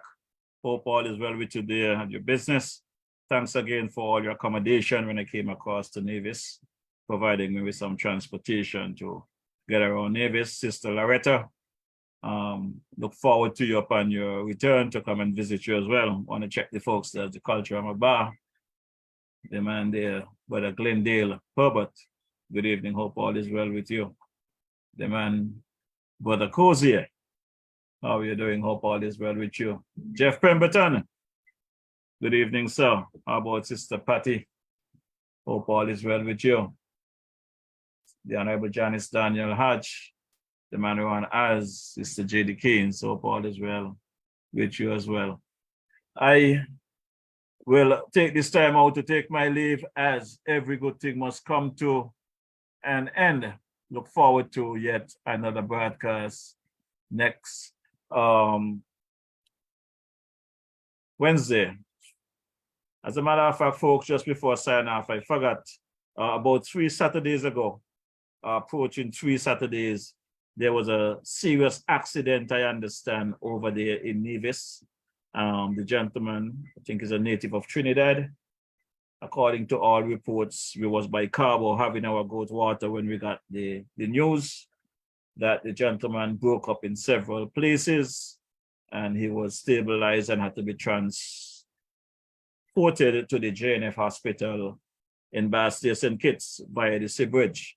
Well, I want to say, with God's help and the strength of that gentleman, his family support, and the team at the JNF, that gentleman was released after several surgeries yesterday. He's back over to Nevis, dealing with his healing, with his cast and stuff. So want to say good evening to him. I don't remember his name, but him and his family, I just want to wish you guys God guidance, continue to heal my brother. And as I told you, you know you're not a pilot.